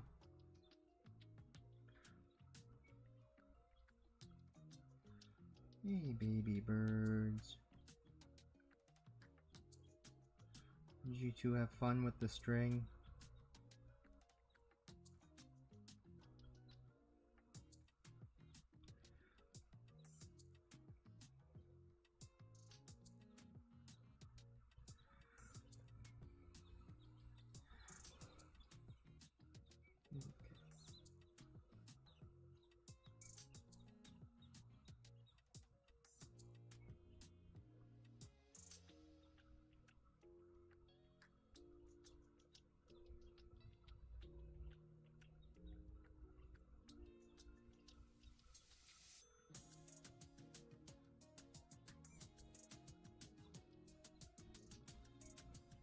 Makes that feel good.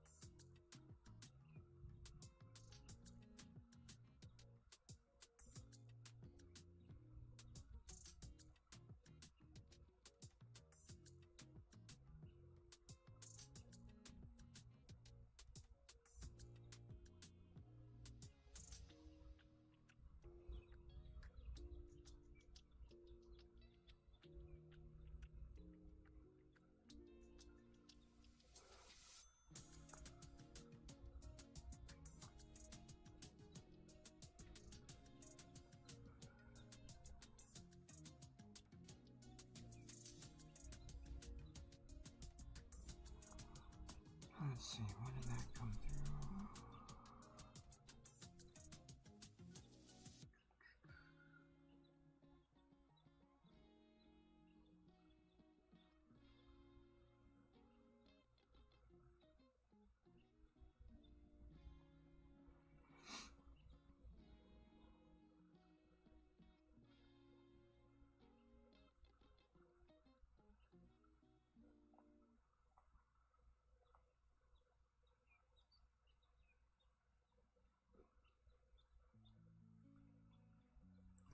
Oh.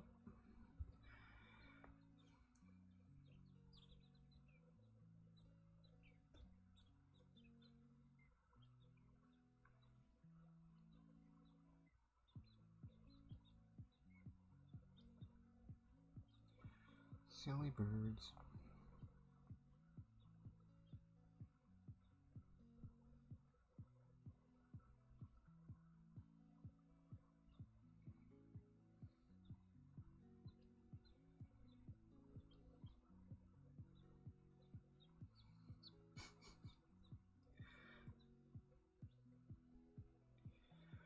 Some big bird stretches, huh?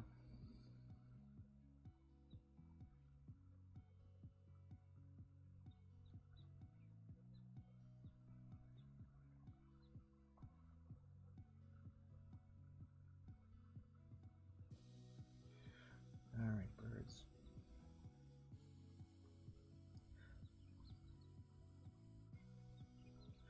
Look at you, lazy. Alright, since you're up, I'm going to put you down for a little while. And I will come back in a little bit.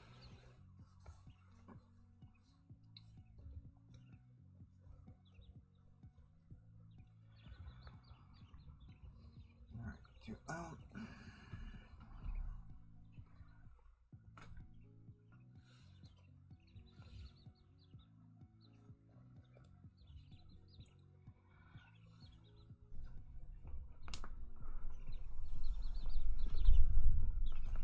Watch out, birds.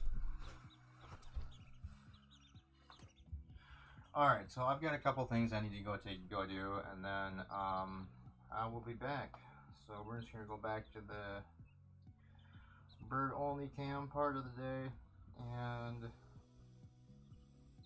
alright, I think what I'll do is, since I don't know exactly where they're going to hang out, let's go back to the overhead view again, and then when I get back we'll move the camera back down into an area where you can see them a little bit better. But I figure this is, since I won't be able to adjust the camera for a little while, at least this will keep them hopefully mostly visible. Let's do this like this again. I mean, they were playing for a while with that string, so they might be tired and head into their birdhouse. But we'll see. Hopefully they'll stay in a spot where you guys can see them.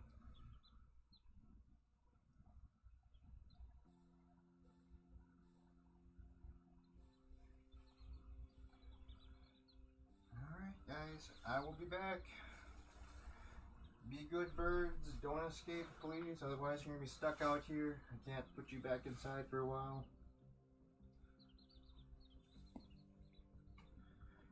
Unless you guys can get your wings to get you back over the wall, but you don't seem to be able to get back in once you get out. Now we're back. Have fun, baby birds. Be good.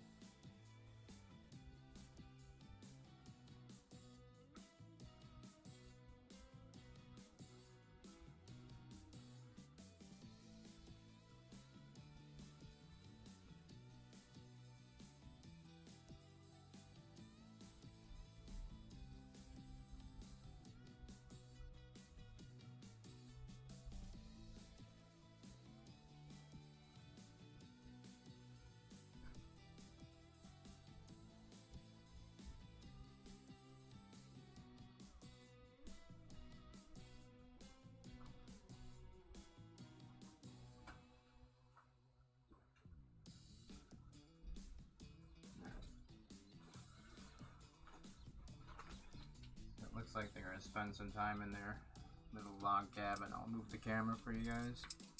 Hey bird, I'm not coming to bother you. I'm just moving the camera so I can at least see you while you're inside your house.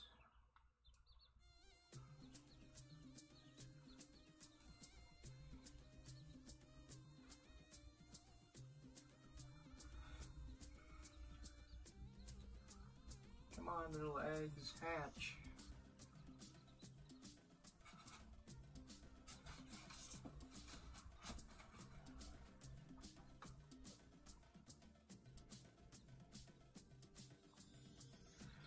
Sounded like a helicopter with one of them flying while I was gone.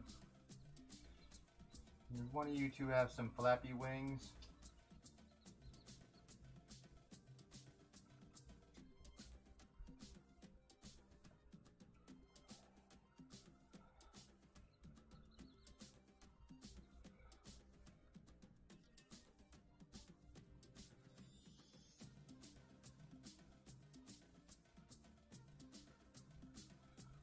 Alright, just here to finish up what I'm doing, so I'll get back again.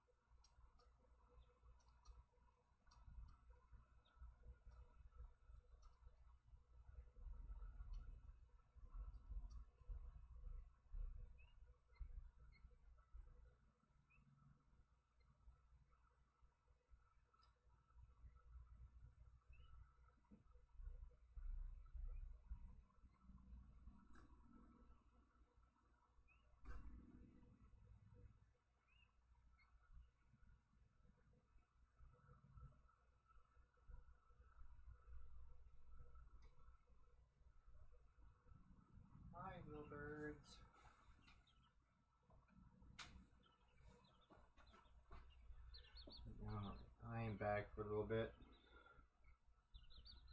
Let's check on the incubator, see if anything's happening there.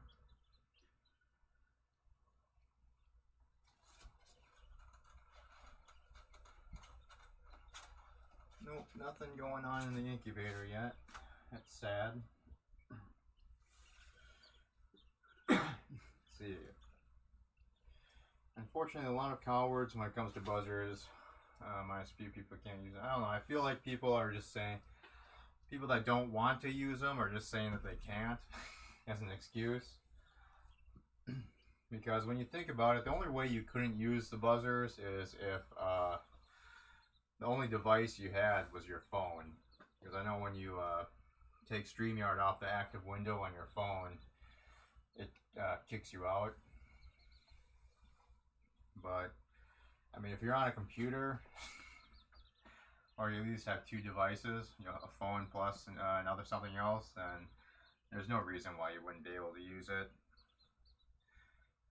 So yeah, I feel like that's getting to just kind of be an excuse.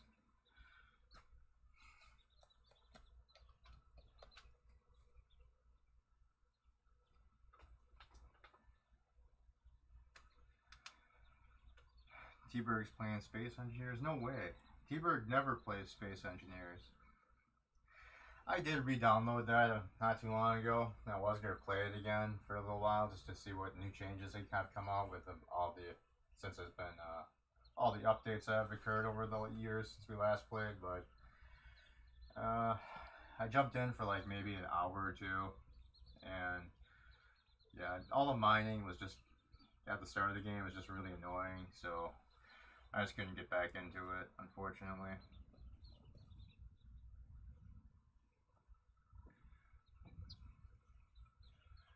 But maybe one of these days we'll check it out again.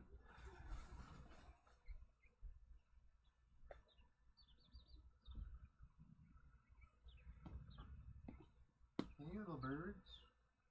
Can I come sit with you guys and hang out for a little bit?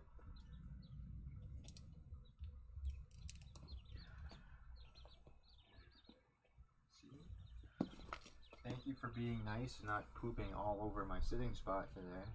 You know, you guys did make a huge mess with the pine shavings. My God. Hey, birds. What you doing?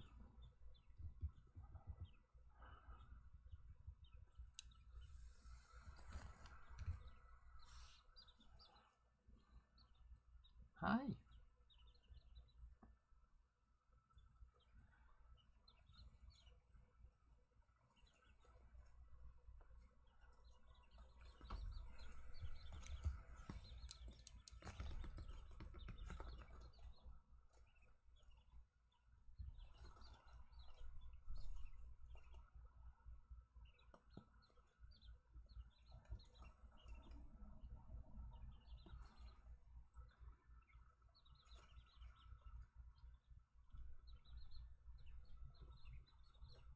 Yeah, it's kind of a shame. I actually really wanted to use them last night because it was kind of forgot how fun it was and how it adds that extra layer of competitiveness since after we used it for the 100th show. But I had a lot of fun on the 100th playing with them, so I don't know. It'd be fun to use them again.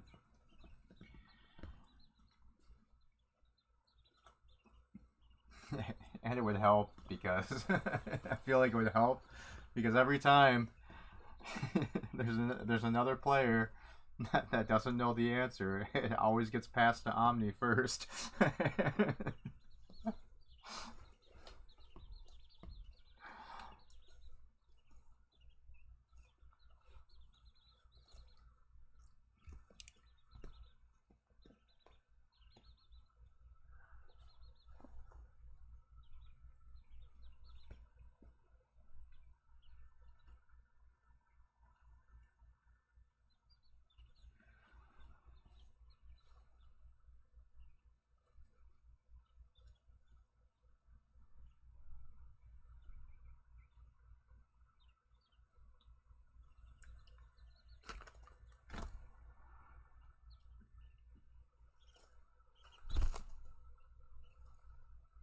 Hey, little bird.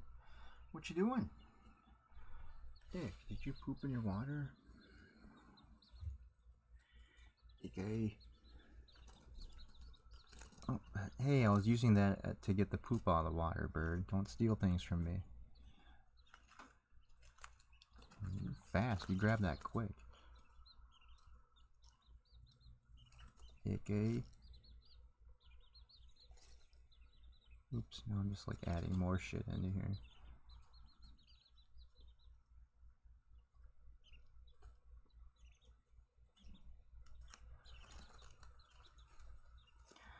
Alright, I just cleaned that dish out. It's not pooping it right away. What is the Antares? That's like one of the only A ships I knew, Thomas. the Antares and the Agamemnon, which was not one of the questions.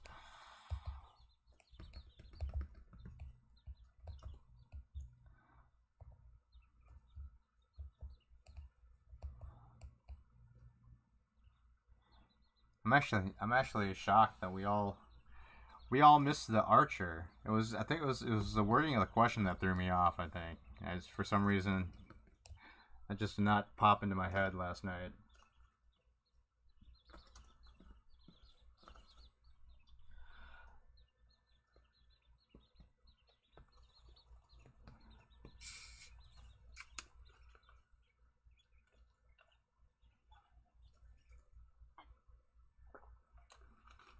But the B and the C ship names were pretty. I had most of those while I was listening.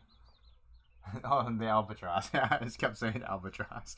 Because that sounds like a ship name. No, it wasn't it was clear but for some reason it just wasn't like registering in my brain for some reason. Because it was pretty obvious once the answer came up. It's like, oh yeah, obviously.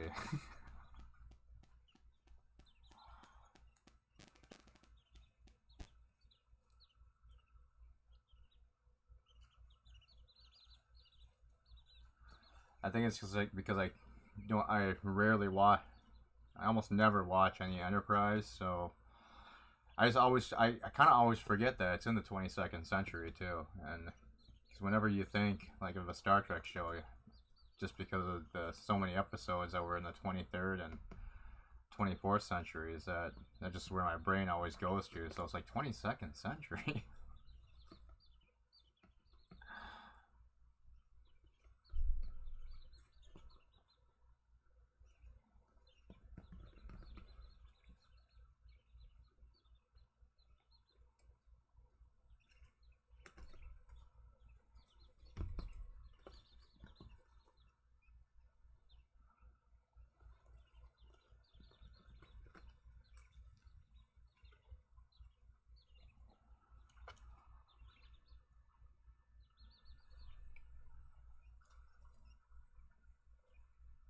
Oh, and the other easy one that I should have gotten that I missed was the Archon.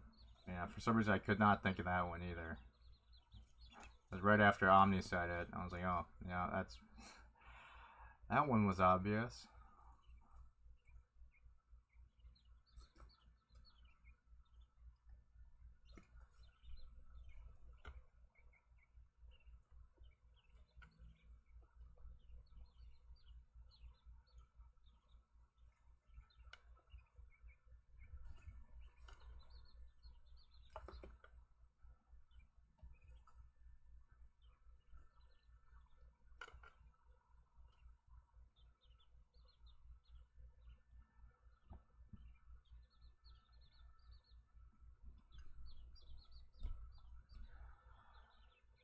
What I think would probably be helpful also too is to go back and just memorize episode titles, what season they were in too, because there was a couple in there that Omni had that I knew what the episode was, but I just couldn't place the season.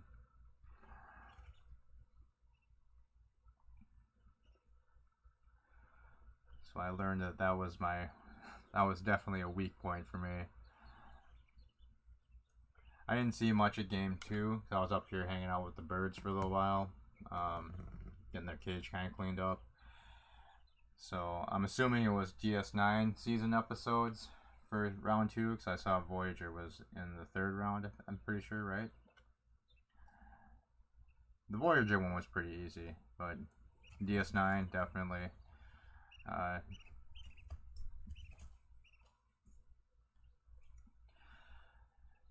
Would be a difficult category for me because even DS9, I don't really know all the titles on that show either. So I would have had a difficult time with that one.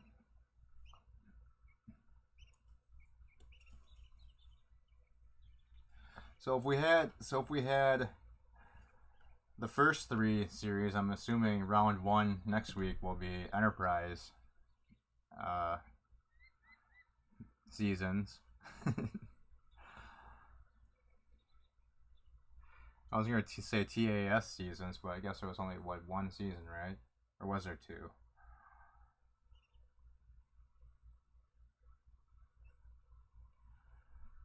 I always assume there's 1 season because whenever I see the episode list for TAS, it's always, they never have it split up into seasons, so I'm assuming it's just a 1.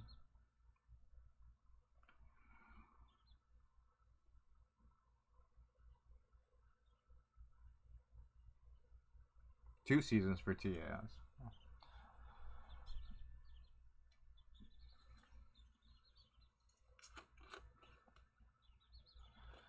See, I did not know that. But that wouldn't matter either way, anyway, because I know like maybe 4 episode titles from that series. I would have no idea when they aired.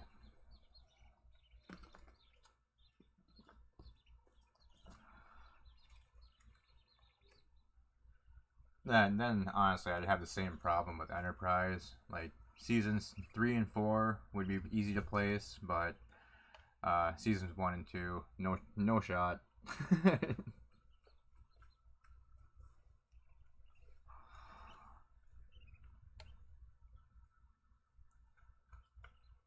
The only 2 episodes in the first seasons I could properly place would be the Gazelle the Gazelle speech episode and the pilot.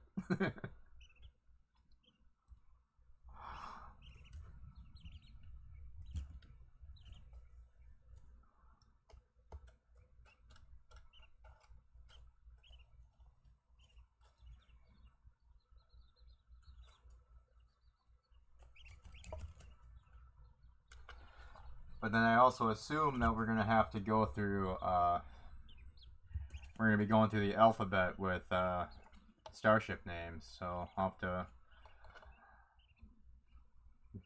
go brush up on starship names again. You want a Hoshi one? All Hoshi category? Didn't you already have like a, or was it just a general Asians category?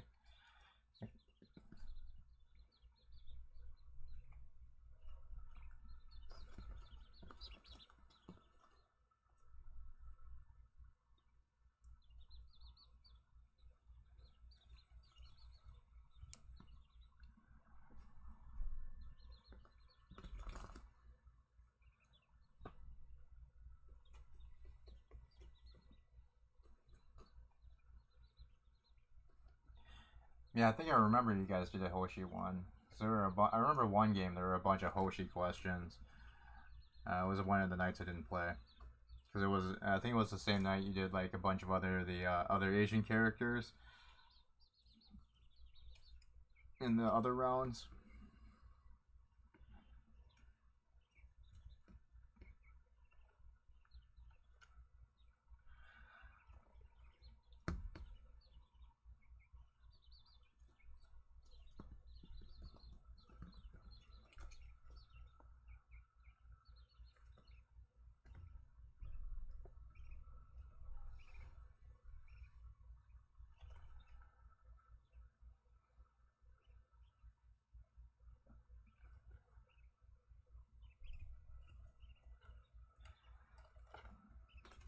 Hey, little birds, what you doing?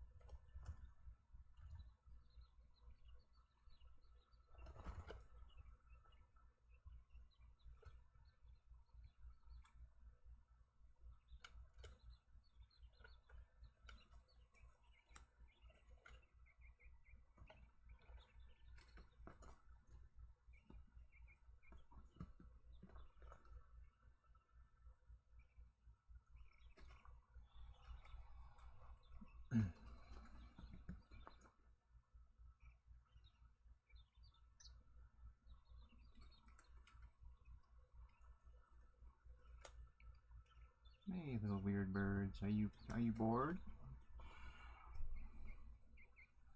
Hi.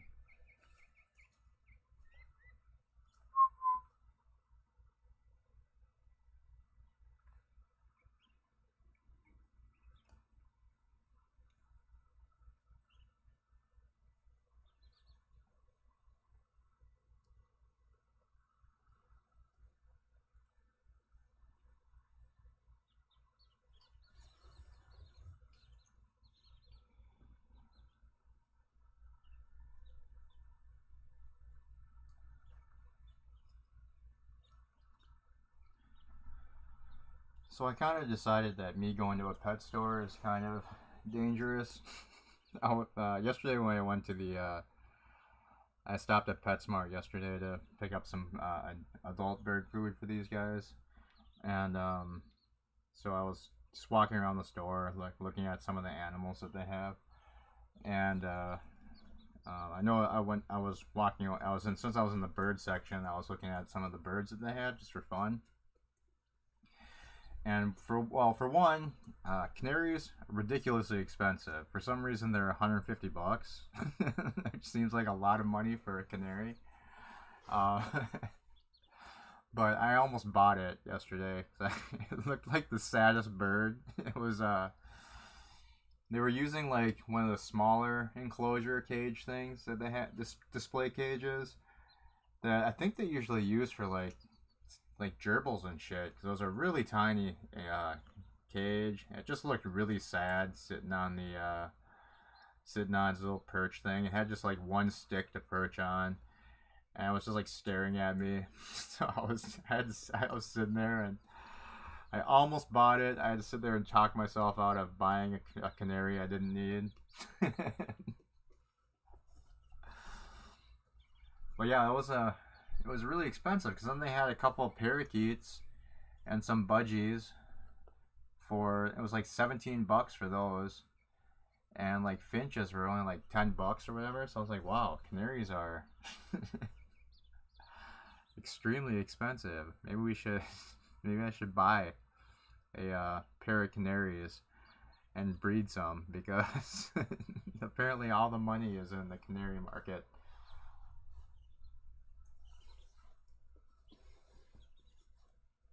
But I felt sorry for that little bird. It just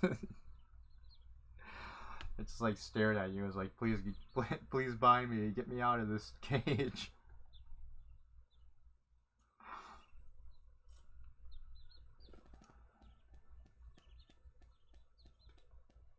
But I guess thankfully it was so much money, because if it was only like a $20 bird, I probably would have bought it.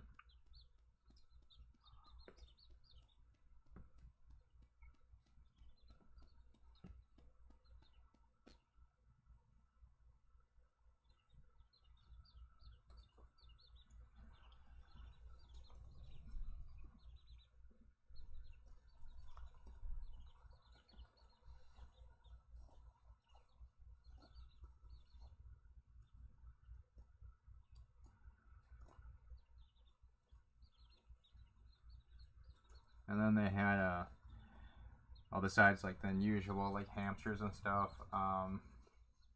You can't go to pet stores. You don't like seeing them like that. I don't either. Especially when when they're. I mind it less when at least I see that the pet store is providing them with like a large enough space where they look like they can be, at least somewhat happy in there while they're waiting to be bought. But yeah, like the canary that was just shoved into like this tiny like box that was probably not too much bigger than like if you took 4 shoe boxes and stacked them together to make like a cube. That's pretty much the size of the enclosure was sitting in. But yeah, sometimes it's really sad to see them in some of the tiny little cages they put them in. But yeah, so I was looking around. They had some like really cute like hamsters and shit. Yeah, and then they also had I can't even think what it's called now. A tiny furry animal. Looks kind of like a. Well, I shouldn't say a squirrel, because it was bigger than a squirrel. What the hell was it? Not a ferret. Oh, dang it. I can't think of what it was now, but it was really cute. I almost bought that too. And I keep reminding myself I don't need to buy any more pets.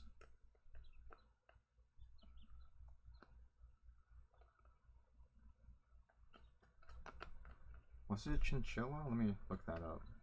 Chinchilla. I think it was a chinchilla. Yeah, it wasn't chinchilla. It was a little chinchilla that was really cute. When you tapped on the glass, it would run over, and it would follow your finger around. And it looked really fluffy and really soft, and it looked like it would be a really calm animal. So one of those really cute animals that would be fun to snuggle with. And then yeah, I remembered probably shouldn't buy it. And thankfully that was pretty expensive also. So I think they wanted like $40 or $50 for it or something. But they didn't have any bunny rabbits. Which I wasn't too surprised. I've noticed that almost no pet stores around me have rabbits anymore, except for like right at Easter time, which is kind of sad, because I know a lot of rabbits get bought during Easter and then just get dumped once Easter's over, which is really sad. But pretty much the only place around me that at least I know of nowadays, you can only get a neutered and spayed rabbit from a rescue center. So that's too bad. Sort of, I guess. I mean, when I was younger, now I guess it's not a big deal. But it was nice when I was younger and I was able to get, a baby rabbit. That was only like maybe a couple months old, and then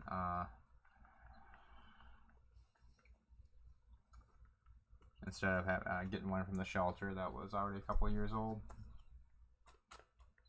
And then at least they weren't fixed, the ones at the pet store, so you could like get a pair and let them have baby bunnies. But I never did that, because I don't know why. It would have been fun to have a couple baby bunnies, but I guess that could probably get out of control pretty quickly. Where if you let them breed once and then didn't fix them right away, all of a sudden you'd have like hundreds of bunnies everywhere, which would probably be not good.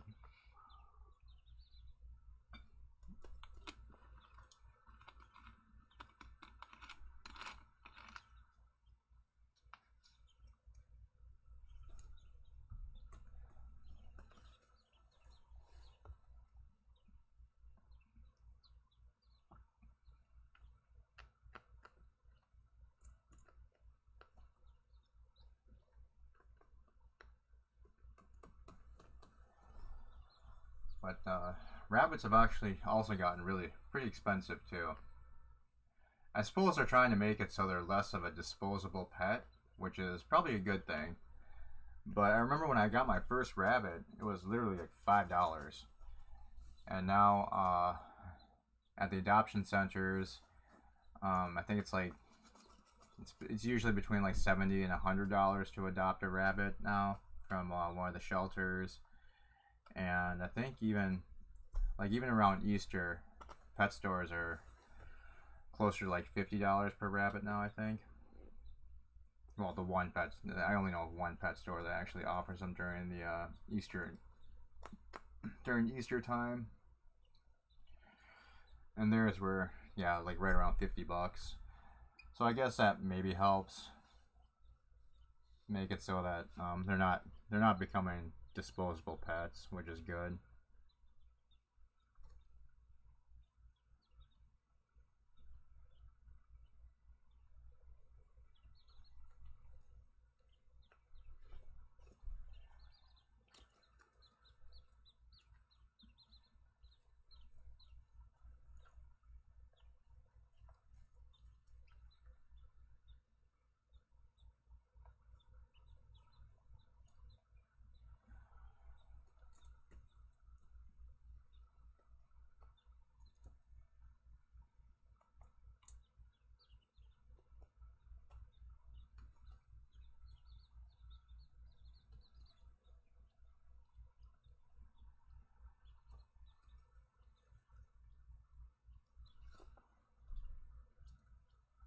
Hey, baby bird, want to come here? Come here. Come here, baby bird. Come on. Come say hello. Come on. Come here. Oh, I'm sorry, birds. I didn't mean to. I'm not gonna drop the camera on you, I promise. Come on. It's okay.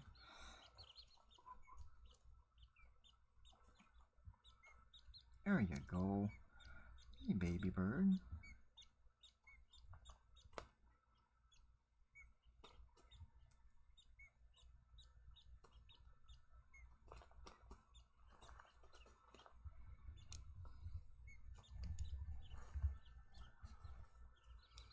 Go play with your sister.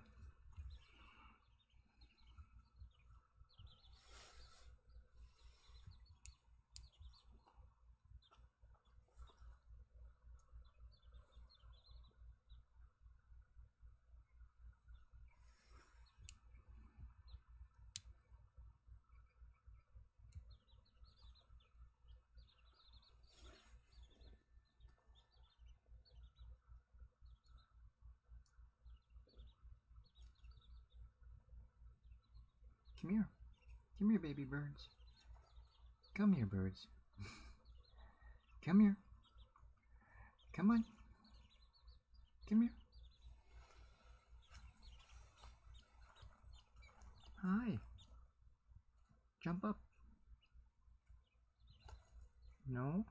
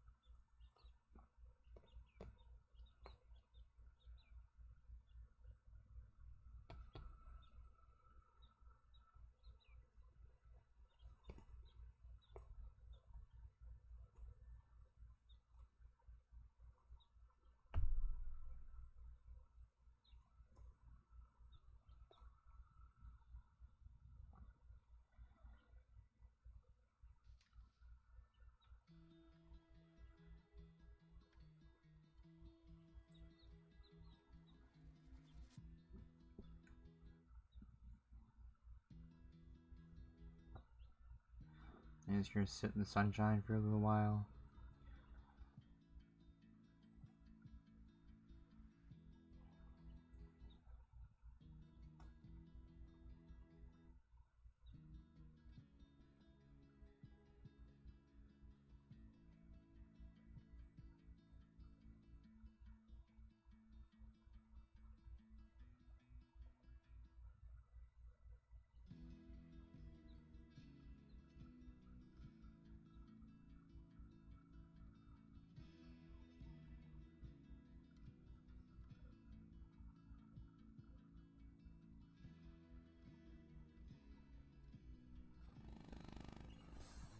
No, it's okay. It's okay, little bird.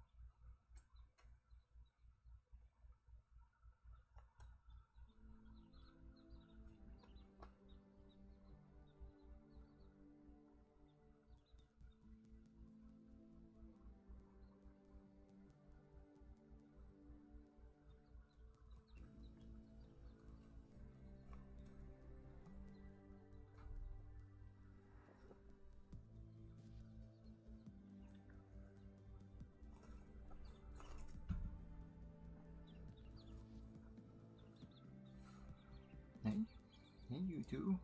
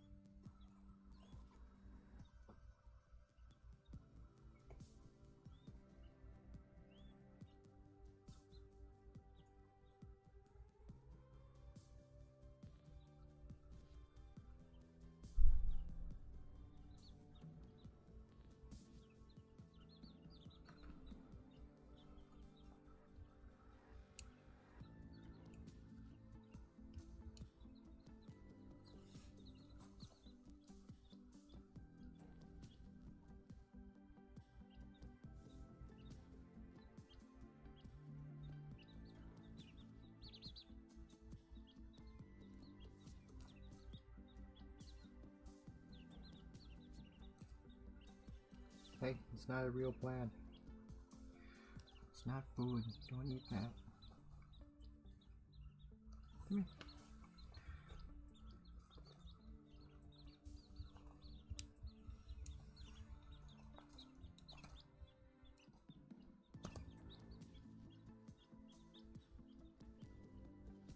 Come here.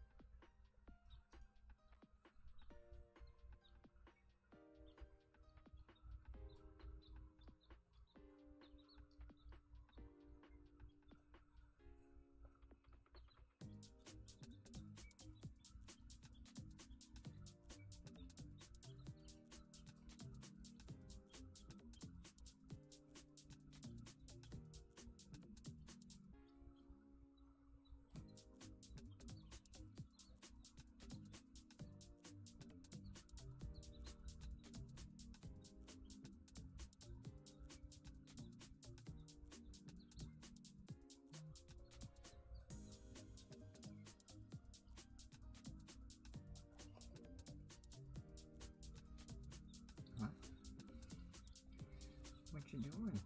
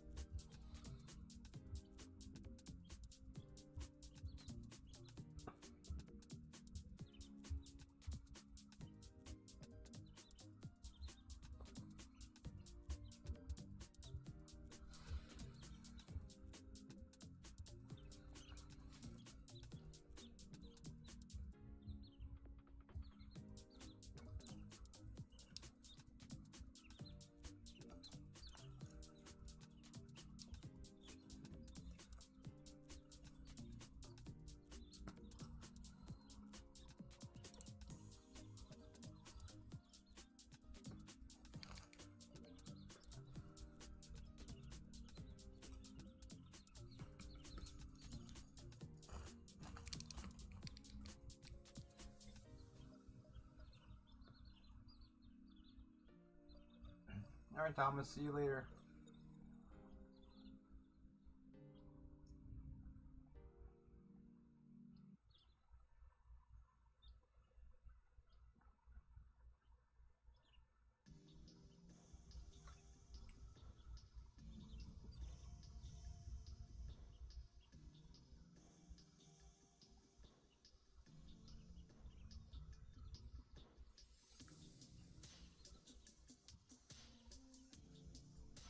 Alright, oops, sorry birds, I didn't mean to scare you. I am gonna go finish up my laundry and then I will be back. So, you have fun, little birds.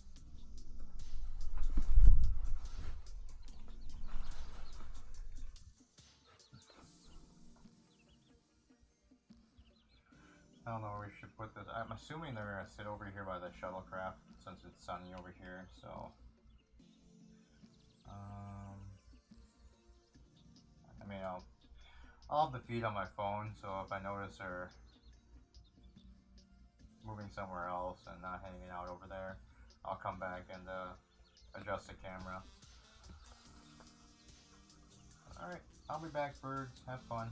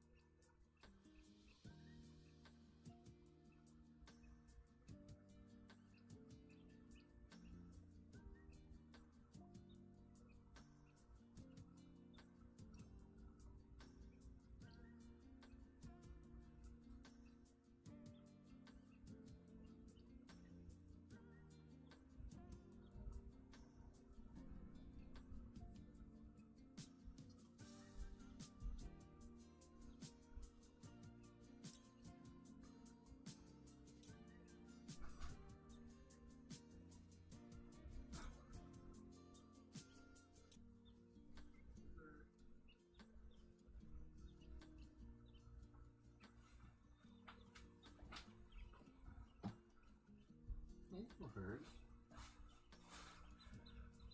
Hi.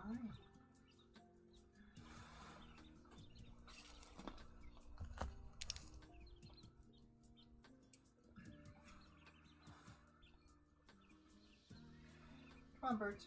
Come on. It's okay. Come on, little birds. Come on. Come on.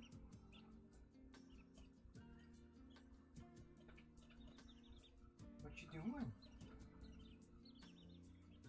What are you doing, little birds? Come on.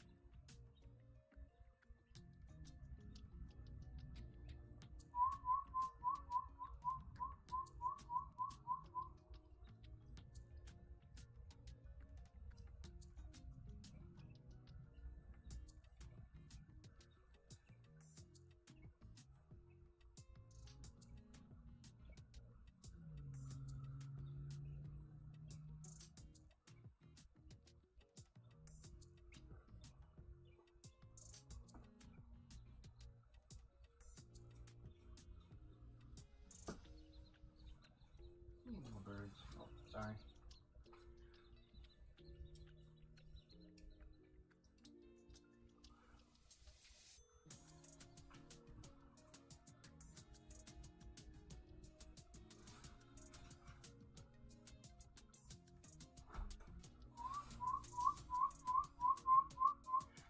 Sorry about the noise. I'm just whistling at the eggs to try and see if I can see any of them moving.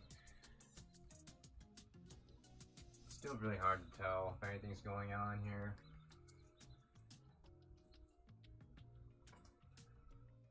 Feels warm enough.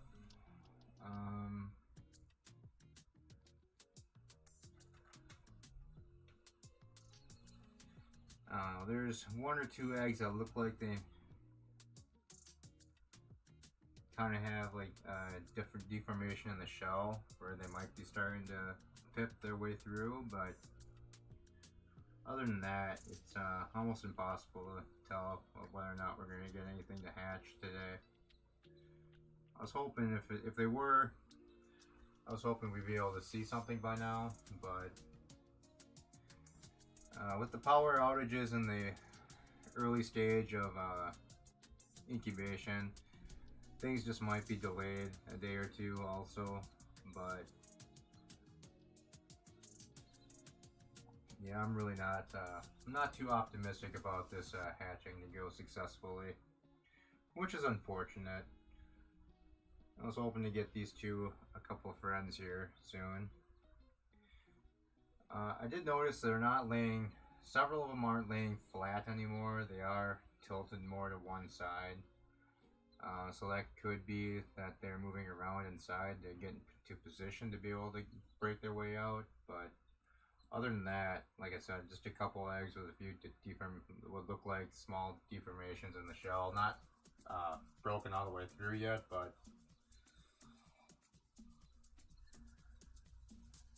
I don't know. I don't think we're gonna get anything this evening. I would assume if anything does hatch, it'd probably be overnight or hopefully tomorrow. But yeah, I don't really.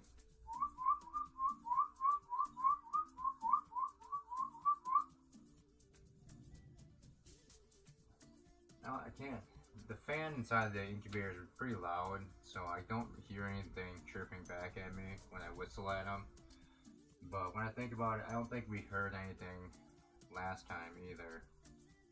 And I thought last hatching was when these two were born. I honestly thought that hatching was going to fail as well, and we were surprised with 5 eggs that hatched originally. So I guess there's still hope that we might get a few more chicks here, but like I said, with the problems we had during the first few days of incubation with power going out, I'm trying to keep my expectations really low on this one.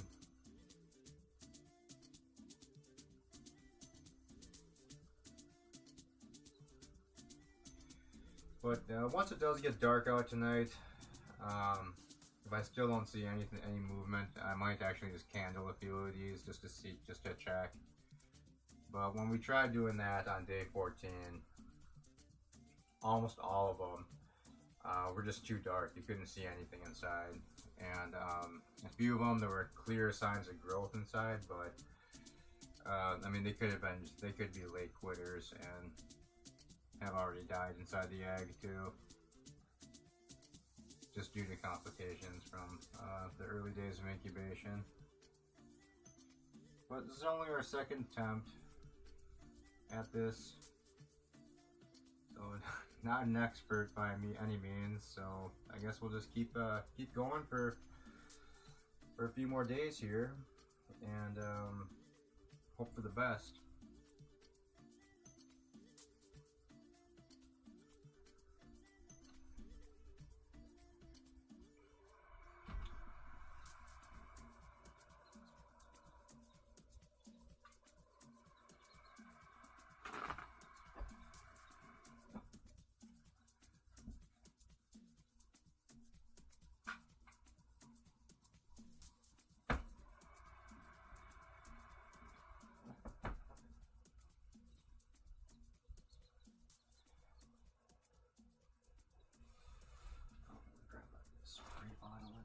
Hey bird, I'm not coming to bother you. I'm just grabbing a spray bottle that's over here.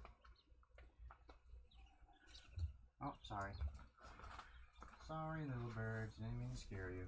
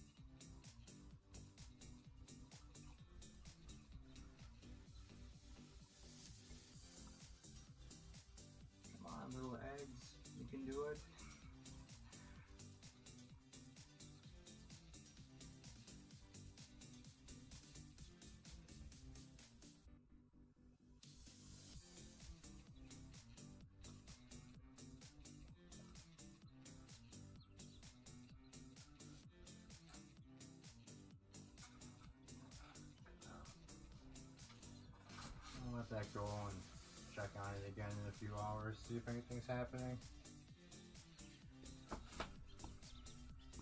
Hey, little birds. Hi. What you doing?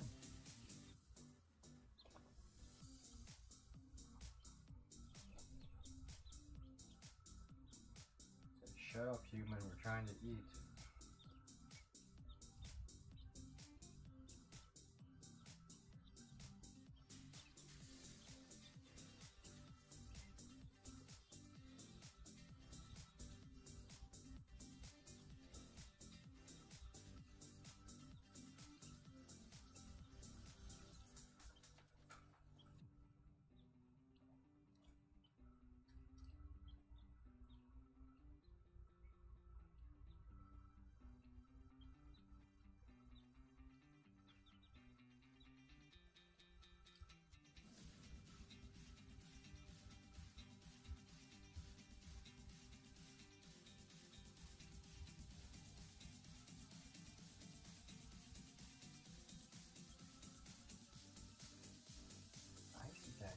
What you doing?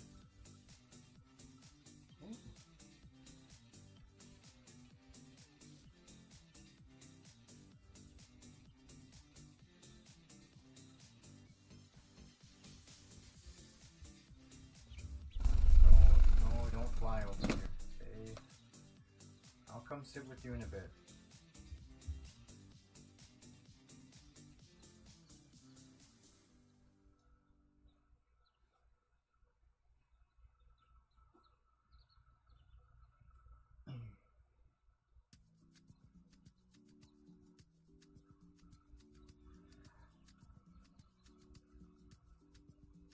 It is cute. They still do get excited when they see me standing over here. When I don't come sit with them inside the enclosure, they try and fly out, come say hi. They're definitely getting better at controlling themselves more when they're flying. They can hover in place a little bit better, and they're a bit more stable flying. They still have trouble flying to the height of their enclosure. Unless they get really startled by something. Otherwise, just in normal flight, they don't get high enough to actually get out. For the most part, they've made it out, I think, 3 times in the last month or so. Only one of the times has been during the daytime, and the other 2 times have been during the overnight hours when before I built them a roof for their enclosure. But yeah, but it's during the daytime I can take the roof off their enclosure for pretty much the entire day, and they don't try and escape. They've got enough room inside. They're happy to run around in there, and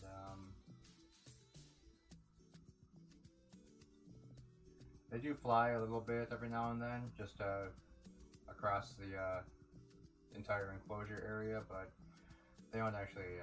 They're not trying to. They haven't really tried to escape at all yet, which is good. It doesn't matter. It really doesn't matter if they even do escape. This room is basically theirs, so, and the main doorway is blocked off to come in here. So even if they do escape, they're fine. They just it's usually just one of them that gets out, and they'll just get really loud because if one of them's not, because they're pretty inseparable, and if one of them's not around, they'll just sit there and crow for the other one really loudly. So that's usually when I can tell when it's usually the larger one, Majestic. When she gets out, you'll hear the other one crying at the at the side of the enclosure, trying to because they can't get to each other. Hey, baby birds, are you comfy in your house?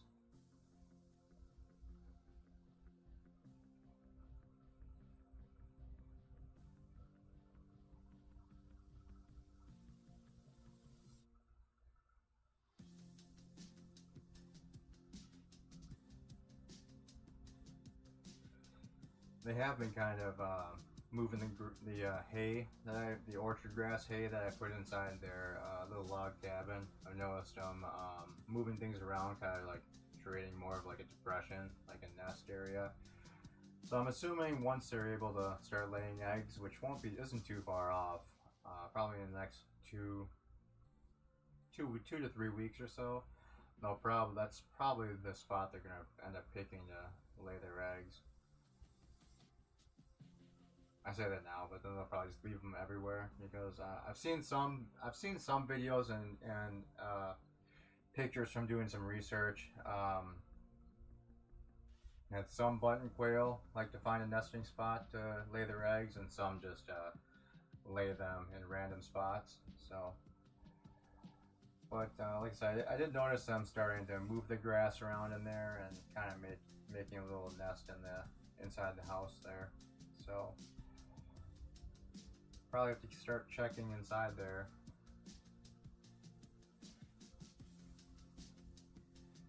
Well, actually, probably in the next week and a half, I'll probably start at least checking to see if there's anything inside. But they're getting pretty close to egg laying age. They're a month old now, so I think it's between 6 to 8 weeks old that they start laying eggs, from what I've read at least. I've read a few places. I mean, the research is kind of varied, because I've seen a couple places online that have been saying that they can lay eggs as early as 4 months old, but I think that's probably, I mean, not months, 4 weeks old. But the majority looks like it's around 6 to 8 weeks.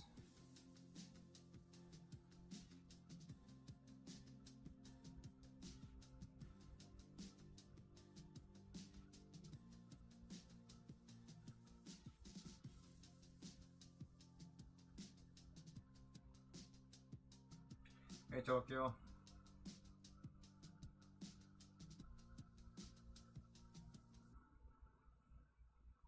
Hold on, reading all the chat upside down, it's hard to read. See, growing up fast, they have lifespans like normal birds, and decades in cage. I think from what I've read, it's around 5 years, for 2 to 5 years, I think it is. So they don't live for decades now. At least I don't think so. From what I've seen, it's anywhere from like 2 to 5 years, depending on how their living conditions, I guess. I think some places that's like the majority of the range that I saw. Some places had lifespans around 10 years. That seems a little long for their type of bird. That was just in a couple websites I saw, but like I said, the vast majority of the research I've done puts it in the range of 2 to 5.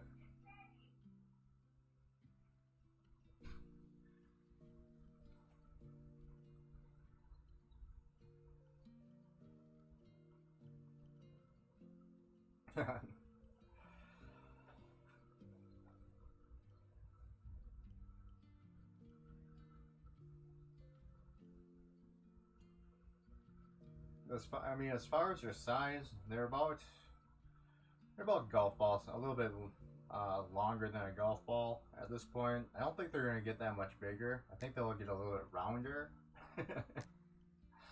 But as far as like lengthwise, I think they're pretty much at their maximum size. At least from a lot of the pictures I've seen. Sometimes just because of the camera angles, it's kind of hard to tell. So. But they seem to have pretty much stabilized around the size they are at. And their growth has definitely slowed down. SeaTac is still catching up to Majestic a little bit. She's a little bit smaller still. We're still assuming that these are both she's. And yeah, I'm not too worried about Majestic if she starts laying eggs, but SeaTac, just because she's of her size, and it's not nearly as bad anymore. But for a while, it seemed like just to take a poop, she was kind of straining to poop it out. So hopefully she won't have problem. If it is a she, which I'm pretty sure it is, she won't have problems with getting egg bound. But I heard from some of the research I've done, that's a common problem with button quail is they can sometimes get easily egg bound, and that can be a problem.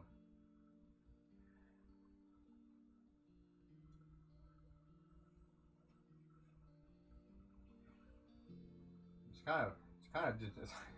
kind of difficult to even imagine either one of them laying an egg, because their egg is probably like damn near half their body size.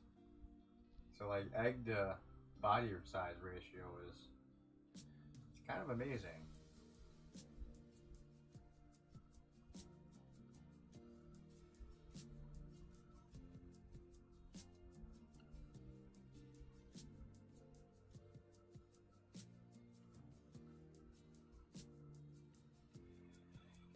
Yeah, I'm kind of.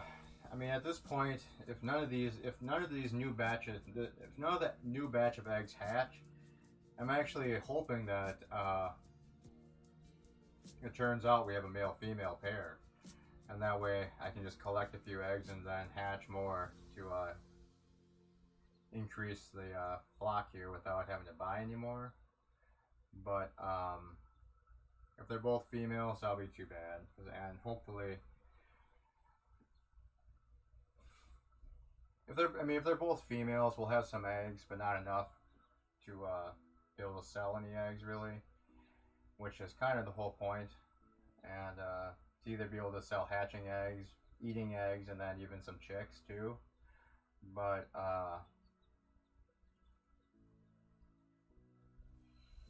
if these are both females and this hatch completely fails, we're gonna have to buy some more eggs to try it again.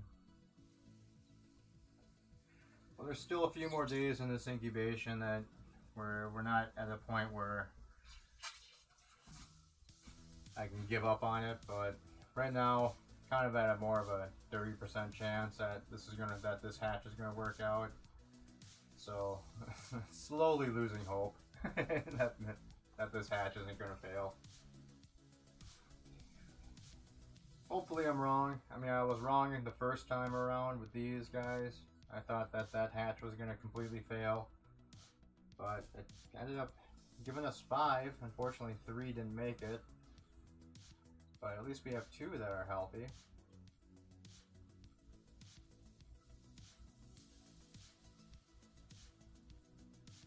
Anyway, I just noticed that they had woken up from their nap when they were sitting over by the shuttlecraft, so I just wanted to come up here to move the camera quick. My dinner is almost done being made, so I'm going to go eat real quick, and then I'll come back and sit with the birds for a little while and probably just hang out and chat for a bit with you guys. Whatever you guys want to chat about. Once I get back, that's fine, and then we'll probably cut the stream a little bit shorter than usual today, just because got a little bit of work that I need to get done on the computer that runs these streams, so probably not run it as long as usual today. And then tomorrow might get a later start also, just for the fact I need to use the computer to get some work done. But yeah, I guess we'll talk about all that when I get back. So I will be back in a little bit. Birds, you be good, and thanks for keeping the birds company.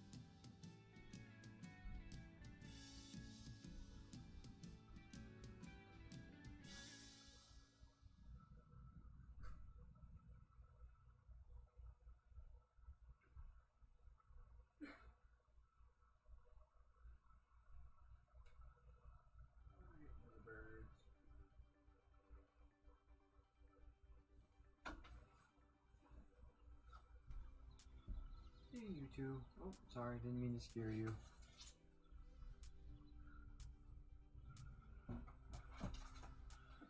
Are you two having fun trying to get that string again? Can I come sit with you two for a little bit? Did you poop in my spot?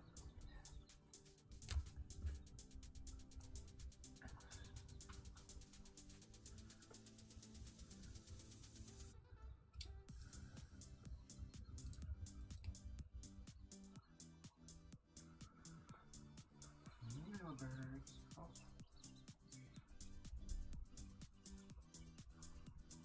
Hi.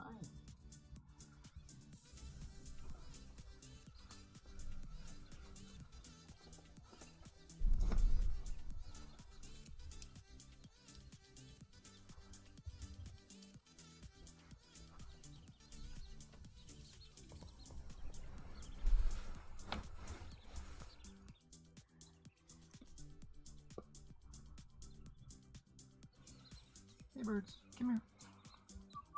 Come here. Come on. Hi.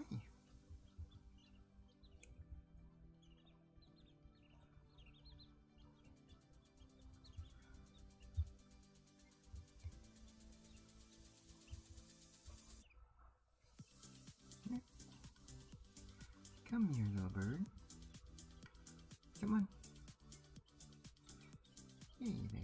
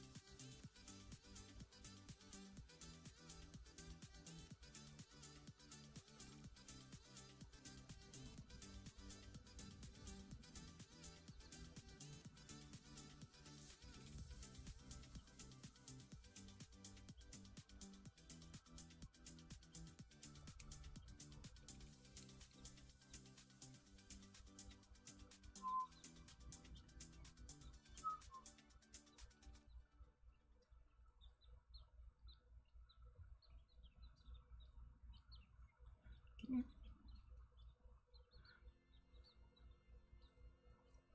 Come on. I don't have any food for you, I'm sorry.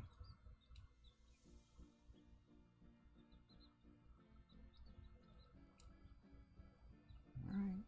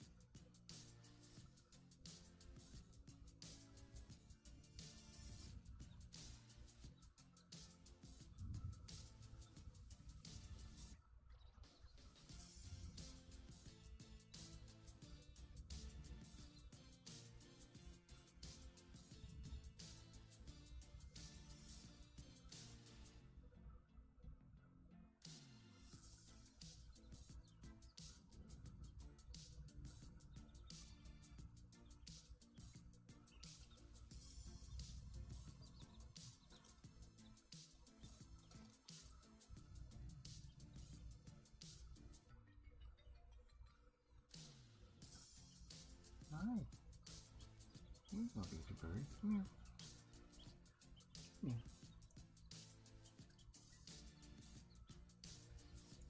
Come here.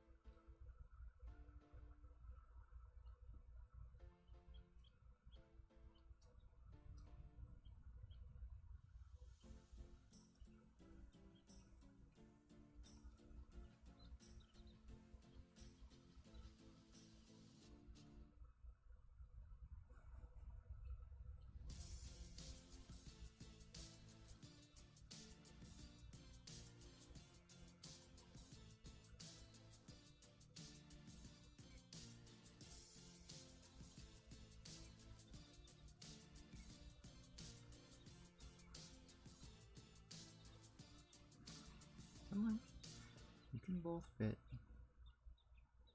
There you go.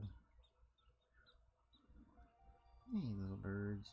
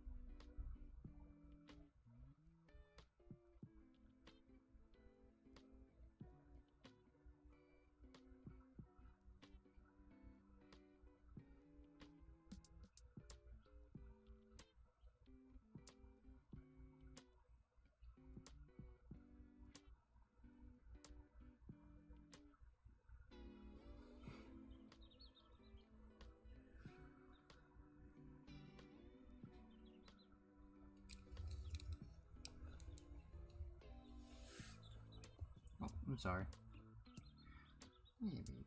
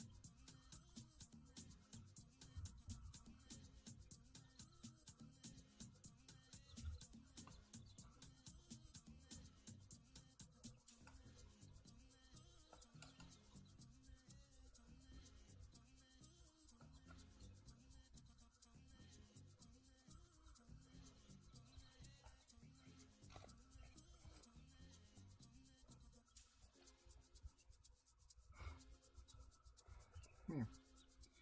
Here you. Oh, are you having fun? Here.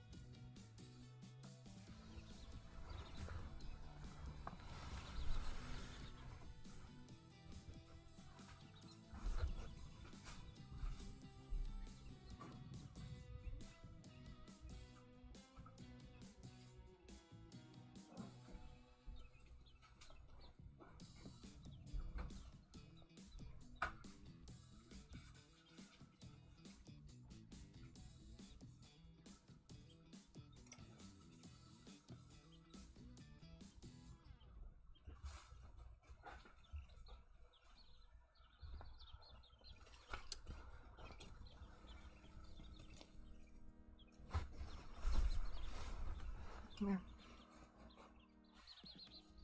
Oops. Come here, birds.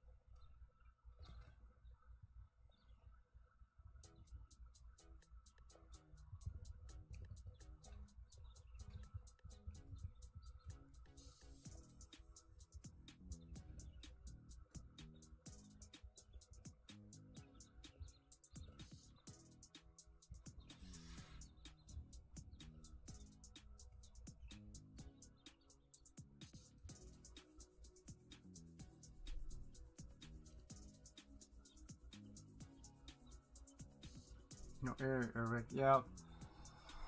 They're still in the incubator. Nothing's been happening yet, so I'll check them throughout the night, probably every couple hours. If I'm able to wake up, I'll come stop by and see if there's anything going on. But doesn't look like today is going to be a hatching day.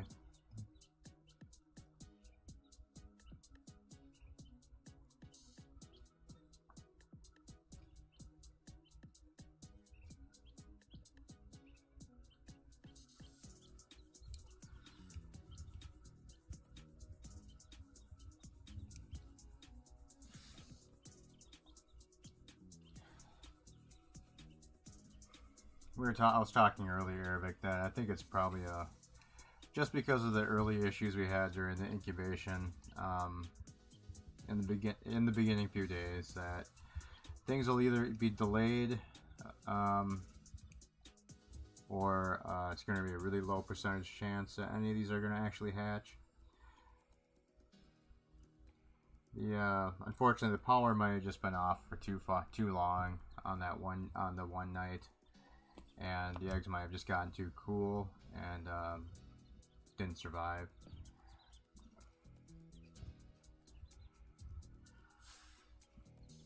But not giving up all hope quite yet. I'll probably let the incubator. I mean, well, even if nothing's going on, I'll leave everything inside the incubator until at least probably around the 1st or 2nd of August. So that'll be around 20. I think. 21 days or so, and anything after that, which is probably pretty much guaranteed never to hatch. So we'll give it a few more extra days past day 19, which is tomorrow. Well, today is what time is it?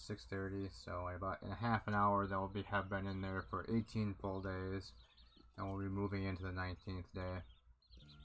So hopefully, just because we didn't get these into the incubator until about, I want to say it was around like 7:30, 8 o'clock at night when we got the eggs into the incubator. So they've technically only been in there for 17 full days. I mean 18 full days, and last time it was the hatching day was on day late day 18 into day 19. So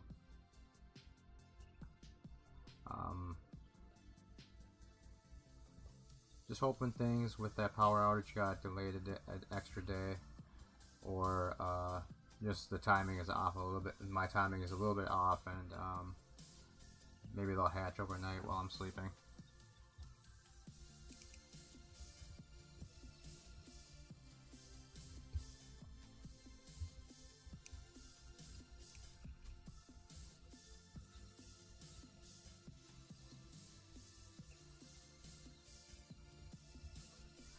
You are determined to get that string off of this towel. Is it illegal to buy a DVD that's a promo that someone got from the studio? Sure, it's illegal to sell them. If I see them on interesting. No, it's not illegal. It's not illegal. If it's only illegal to have for them to have it if they stole it from the studio, but if the studio gave it to them or let them take it, then it's not illegal to sell it.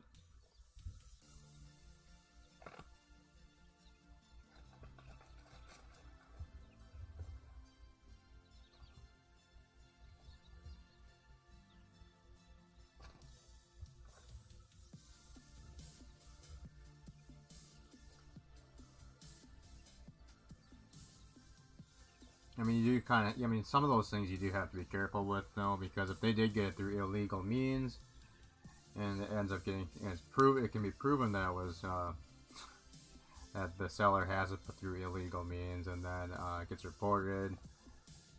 Law enforcement gets involved. They can take it. They can take it from you because obviously you'd be in possession of stolen goods, but.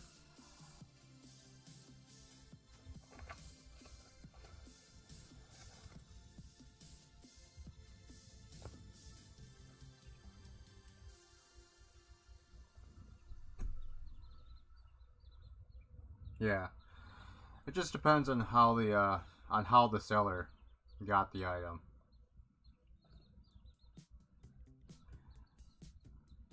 So, I mean, because if the studio gave it to them, or they were getting rid of it and it was in the trash, and they were able to pick it up, then there's nothing illegal about that. And then selling it down the road. I guess, I mean, a good example of it would be like in the old days, WotC used to give away like those uncut Pokemon sheets, and then but now they don't. So and they pay people to, and they pay the recycling center to destroy like product that they're not selling themselves. So I mean, if you pick up like stuff, if you start stealing stuff from their recycling center, even though technically it's trash, but it's being sold to a third party to destroy, you can't take it and sell it. So it'd be an illegal product. You should name that. Yeah, you should definitely use the name Omnicast to buy it. That would give you cover.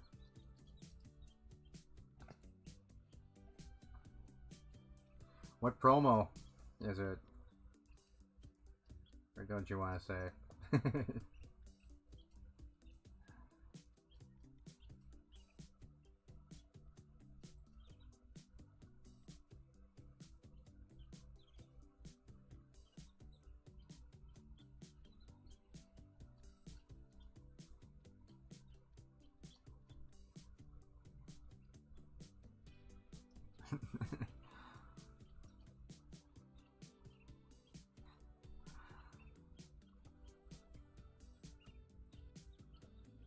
At the top, it says Prime Video FYC.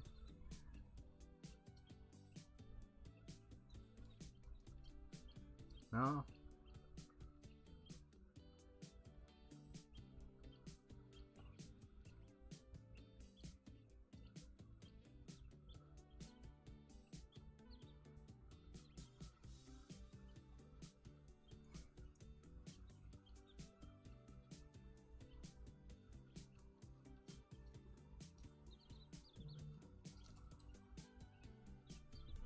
Let's see on Discord, hold on.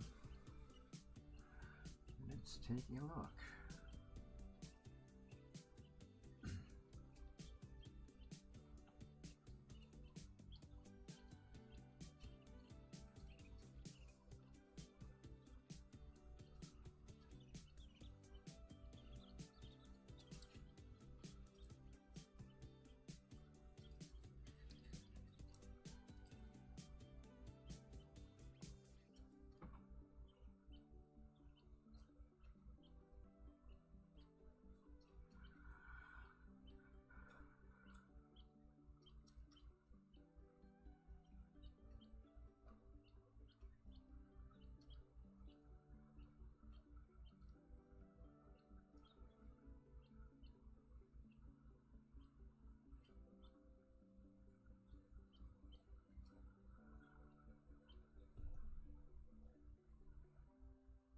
Just looking at Thomas, it looks fine to me. I don't see why there'd be any problem with that.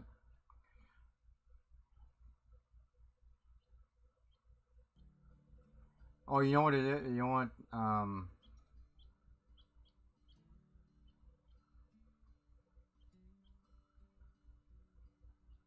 It's a consideration disc. It's one of the discs that went around for basically like what Academy copies. So those are fine. I'm pretty sure.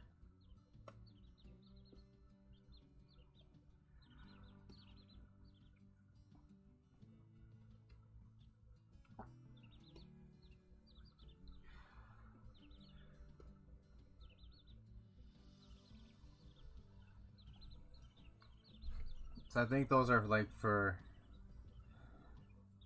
I'm pretty sure they send those out to people that are like voting for like awards, and then also those are ones that I think they send out for advertisers to try and get when they're trying to get advertising.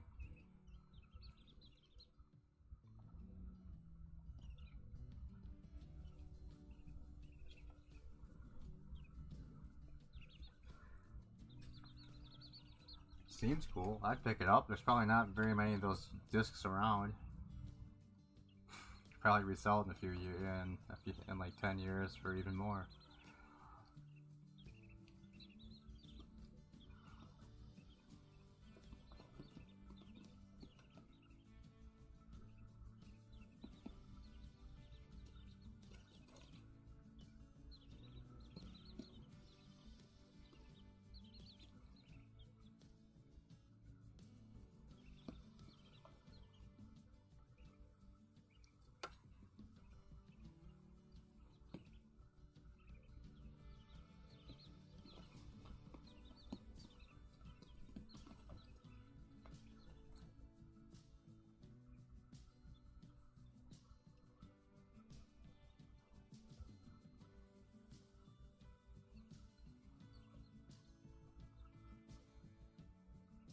I mean, it doesn't seem like it's too bad of price either.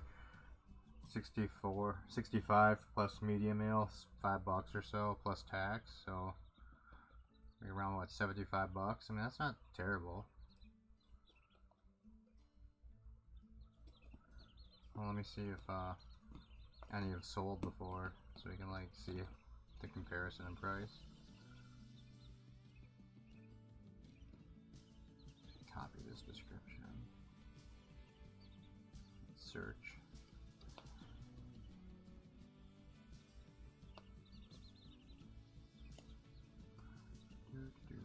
Filter for sold.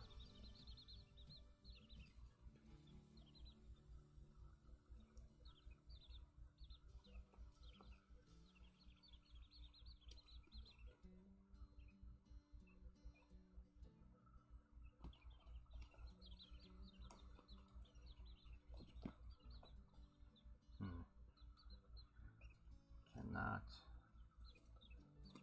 filter this. Oh, you know what? Let me do it through the app.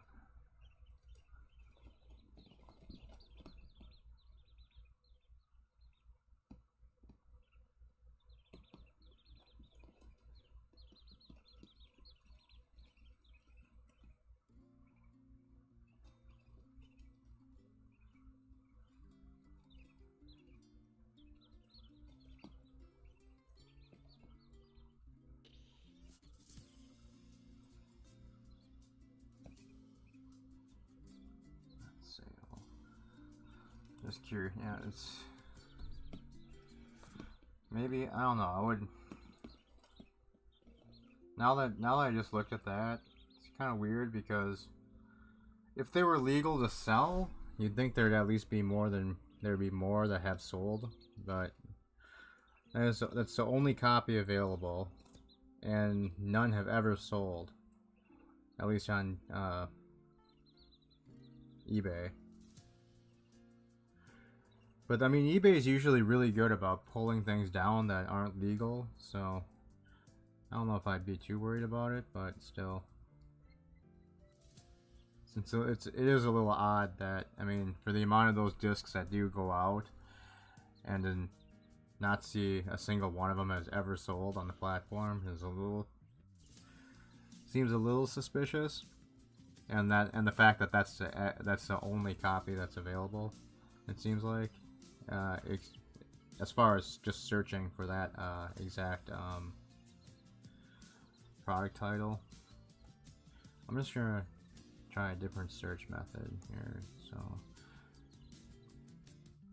Amazon Prime, Lord of the Rings. We're just gonna get rid of all the. Let's get a.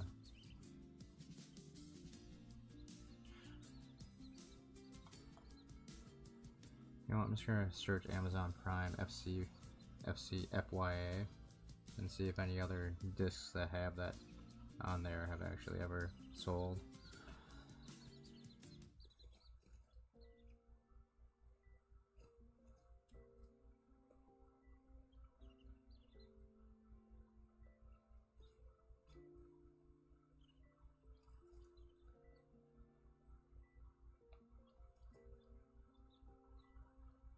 I mean FYC, not FYA, idiot. But I just did notice there are sold listings.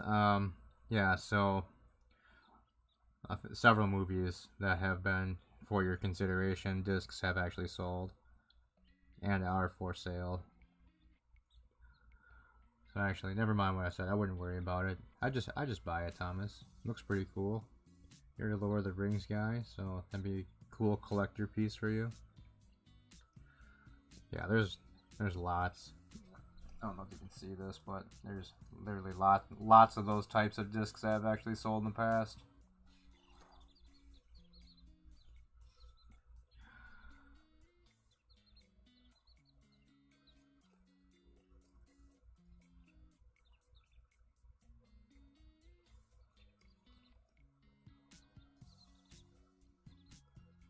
Okay, and there actually was another one of the Lord of the Rings for your consideration discs that got sold. This one's a little bit different, but that one sold for $80 plus shipping.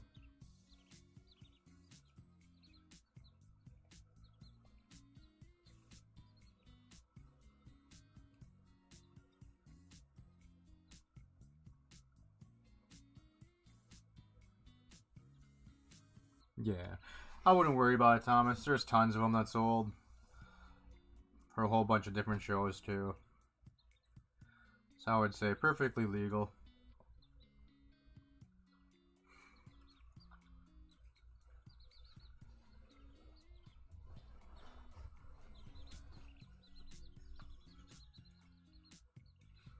Oops. Hey, birds.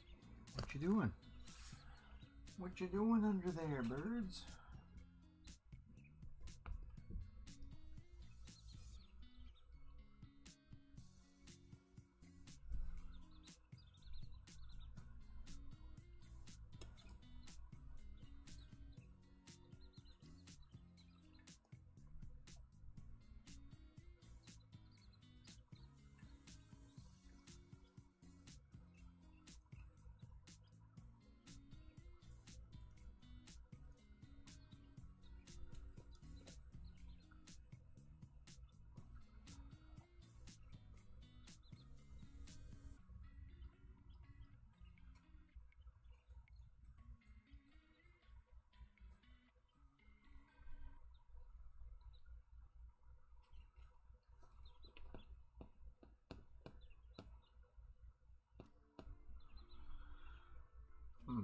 It's already 7, huh? Alright, well, I'm just gonna let this go until 7 o'clock, and then we'll shut things down so I can just get a couple of things done on the computer I need to do, and then, yeah, I'll probably just keep watching the incubator. If it looks like anything will hatch tonight, we'll come back on and watch some eggs hatch.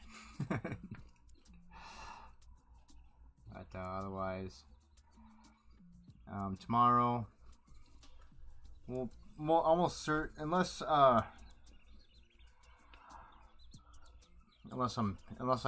can't get anything done tonight, and it takes me longer. I end up waking up late again tomorrow. We'll definitely have the bird cam, but I do have a couple things in the morning I have to take care of first on the computer, just to get some work done, and then once I'm done with that, I'll start the bird cam up. So might have a little bit later of a start than usual, and then obviously if we have any eggs hatching tomorrow, we'll check that out.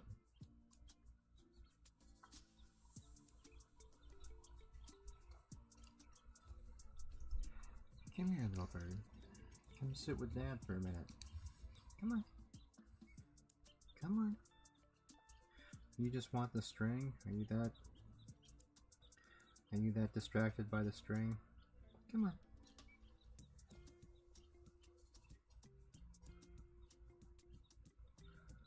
Oh, that's mean, little bird. Alright. Come here. Alright, you just want to play with that. You're too busy playing with the string.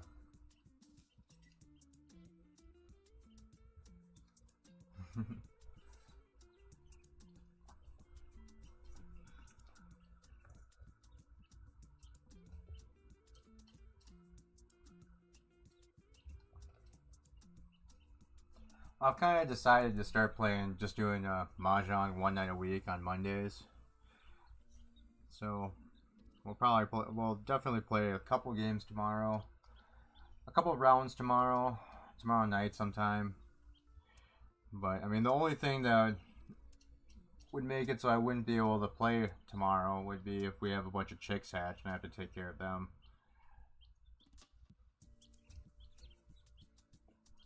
But Monday, that'll probably be a Monday thing. Just play a few rounds at night.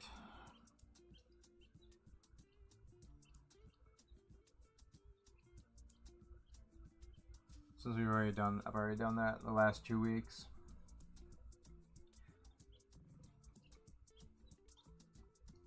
I went and checked the standings for the streamer battle, and somehow we fell down to 16th place, so that's annoying.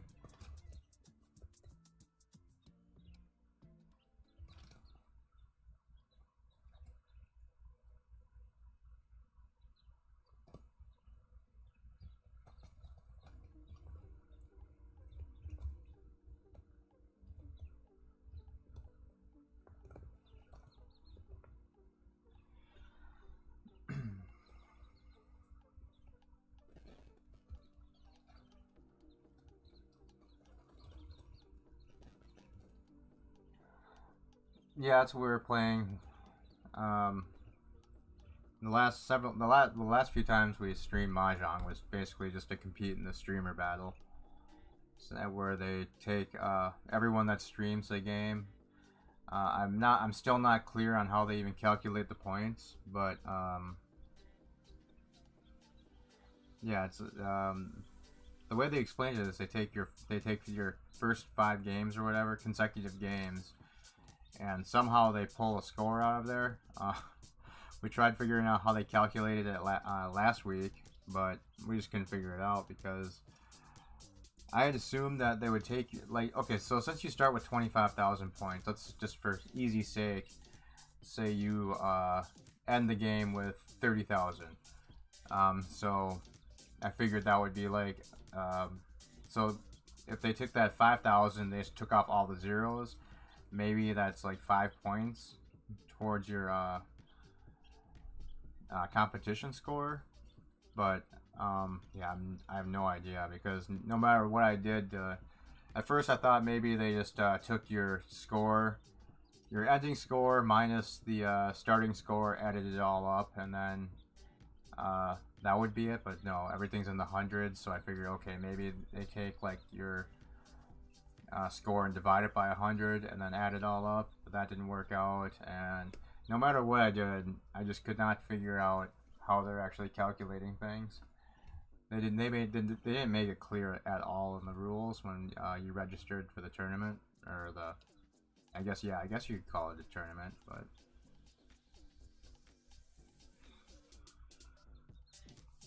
after our first consecutive 5 games, we were in 10th place. We initially made the top 10, and then which was weird because we won every single game that night except for one, and we didn't even really lose that one. We ended up in 2nd place because we were playing 3-player games, and yeah, somehow we only ended up in in 10th place with it was like 184 points, and I couldn't figure out how they calculated that. And then I kind of went back and looked at the top 3 players and what their games were, and they mostly lost every single game of the last 5 games they had on record. So I don't know if they were maybe playing a full South round, and everything's calculated based on having a really high score at the end of the game, but it still doesn't make any sense because unless they played a bunch more games between when I checked and when they played their streamer games, nothing was making sense when I was looking at their player logs. So who knows?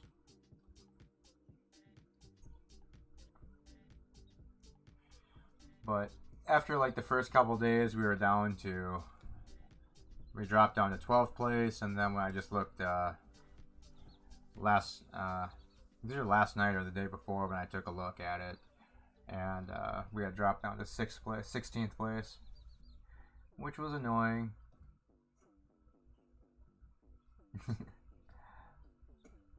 Math is hard. Well, it didn't make any sense because no matter what you did, if you like said that, okay, so just for an example, so let's say you ended up with 40,000 points, so if you like, so it'd be, so I figured it would either be like 4 by like divide. So if they like took like how many like units of 1,000 you had, and then they just took that, but like I said, just drop off all the zeros and use the main number as the number they used to score you with. If I did that didn't work, so I figured, okay, maybe it's every units of divided by 100, so every 100 points that you have, you got 1 point, but that didn't work out, and so it's just, I don't know. And then in the rules, it says that it takes your top 5 consecutive games, but then in the same rules at the bottom of the page, it says then you can keep competing for the rest of the time period to increase your score in the leaderboard. But it's like, well, but it doesn't say how. Like, does it keep recording only your top games you're playing on stream during that time, or is it like your next 5 consecutive games? So it just didn't make any sense. So the second week when we streamed the next week, and played a bunch of 3-player games, when I looked at the board, we only increased by like 2 points on the leaderboard. So again, there was no way to even calculate how they came to that number and figure out how it was even scored. But there's still a few days. I mean, it doesn't. Technically, the competition doesn't end until July 1st. I mean, not July 1st, August 1st. So if we stream on tomorrow, I'll probably just do a few more 3-player games and see if we move it all in the leaderboard again. But I mean, I guess it's also possible that some of these other streamers like literally stream every single night too, and that's how they're able to keep adding to their point score, and why we keep getting pushed down.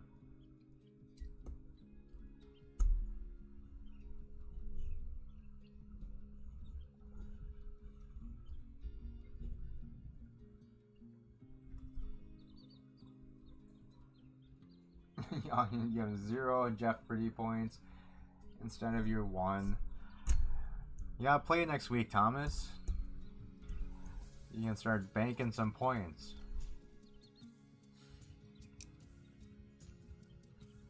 You have to get at least 1 point, and then you can rub it in Mikey's face that you at least have 1 and he has negative like 3,000.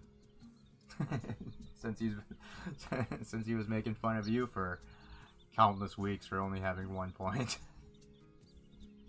You get some sweet revenge.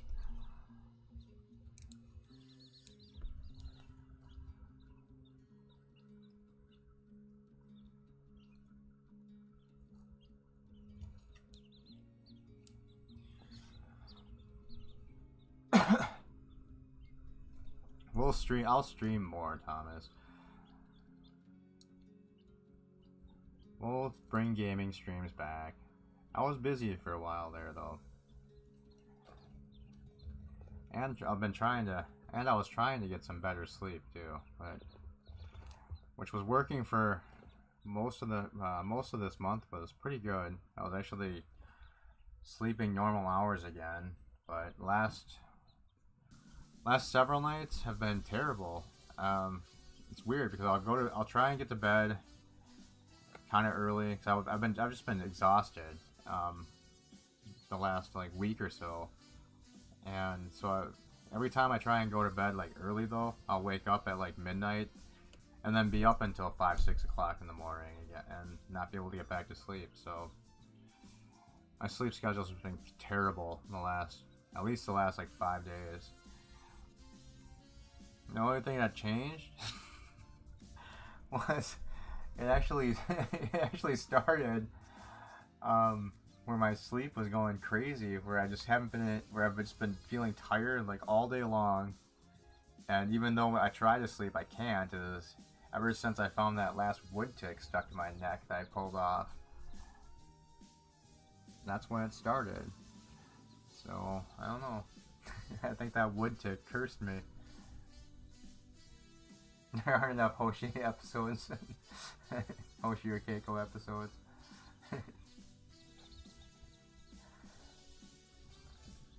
No, don't torture yourself with Harry episodes. You have to watch Nightingale. Nobody wants to watch Nightingale. Alright, you know what, birds? You guys are gonna get caught in that string and hurt yourself.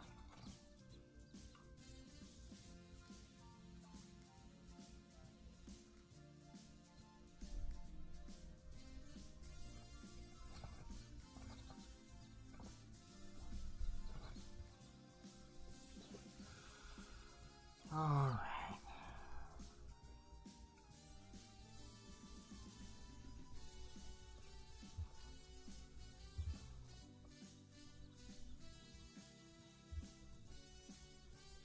Alright, here's what we're going to do. We're going to cut things off now so I can get a couple things done to get ahead of tomorrow.